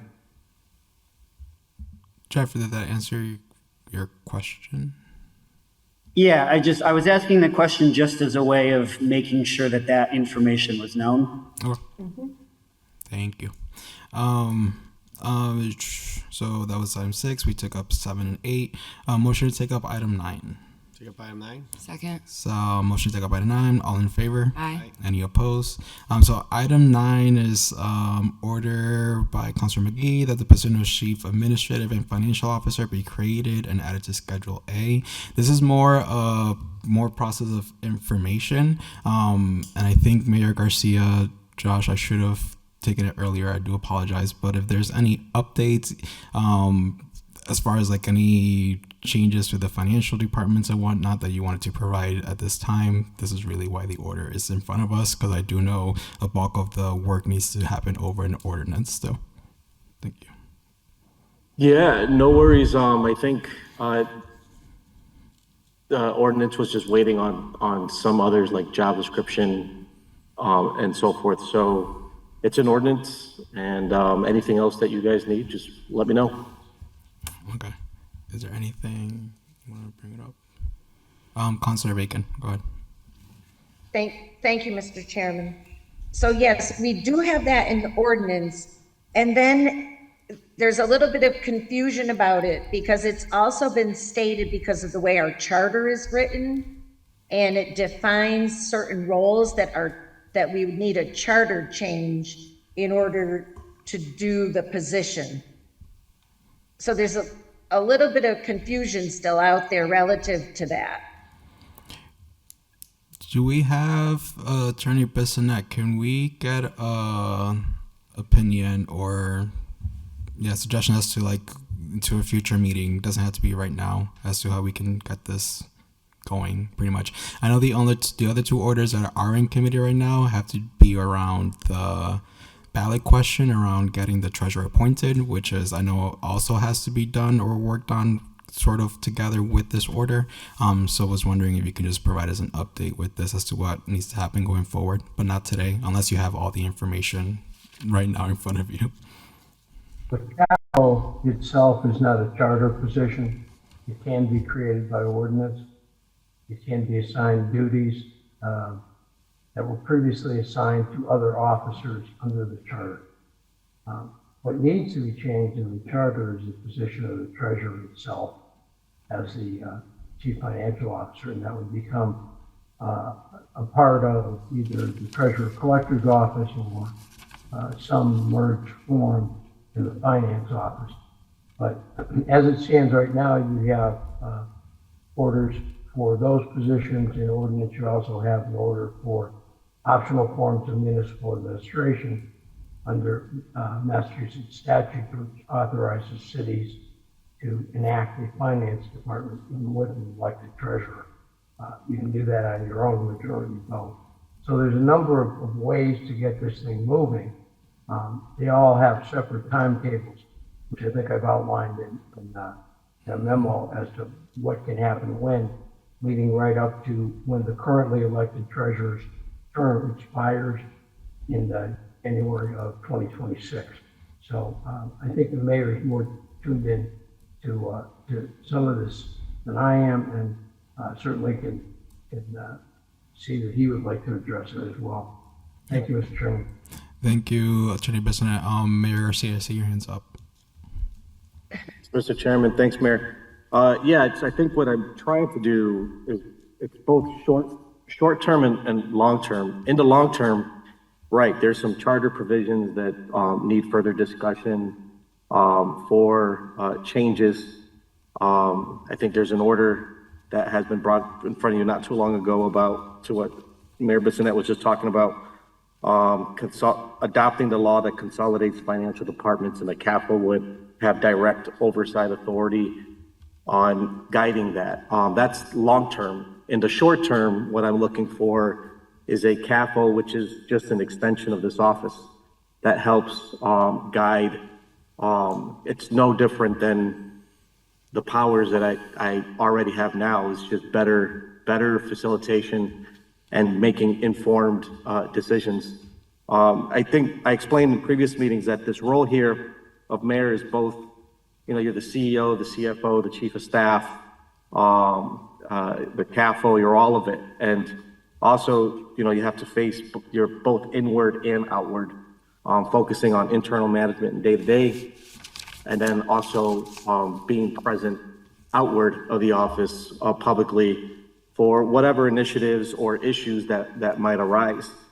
So it spreads any person who's mayor really very thin. And so the idea would be to have a CAFO that is an extension of me, really, that is able to do, you know, that internal administration, higher level. You know, I can read forecasts. I don't know how to make them. I can certainly read and implement 5-year improvement plans. I don't know how to draft them. It's very complex. So it's someone much smarter than me that can help, you know, facilitate better internal controls, offer guidance, direction. In the policies manual, it helps further explain what the role of CAFO would be doing cooperatively with the other departments. No different than what we're doing now. It's just having that person there. So it's both short and long term. And I'm you know, that's what we're trying to achieve to date. Thank you, Mayor Garcia. Councilor Bacon. Thank you. Just to follow up with my first question relative to the charter, I'm talking about the conversation from memory because it was our senior counselor that had raised the point. Counselor McGivern is the one who had indicated that if we were going down this road, because of the way the charter defines the mayor's role, not that we couldn't add another financial position, his argument was that we would have to do a charter change because we're changing the duties of the mayor, as I understood his argument to be. Now, maybe there's probably 2 or 3 or 4 different ways of looking at this, but I ended up with the feeling that if we're not addressing our charter, how can we create a job that's then changing the other jobs without addressing that? It seems like we've kind of got the cart before the horse. I mean, I understand what is being attempted, but we're talking about 2 executive level positions in a city that's 38,000 people, that's barely a city. And so that was a point that had been made earlier on. I don't know if it was found not to be correct or what, but that's what I'm recalling was a strong opinion on the part of our most senior counselor. So that's where I was coming from on that. Thank you. Mayor Garcia, your hands are up. Oh yeah, Councilor Bacon is correct. That was an opinion that McGivern had mentioned. I think a few other councilors had brought up too. That was warrant further discussion and clarification. To clarify my end here, and again, this is great. I'm glad that we're all learning and trying to understand and figure this out together. I'm not. So what's in front of the council currently for the CAFO? The short-term objective here doesn't take away any power of anybody. The mayor still, per charter, to Councilor Bacon's point, still has executive authority. The different financial departments have their, as defined by ordinance and charter, has their authority. The CAFO would it's facilitating and bringing these things, recommendation of the mayor, so I'm making much better informed, guided decisions and how we're facilitating the complexities that are in front of us at the moment.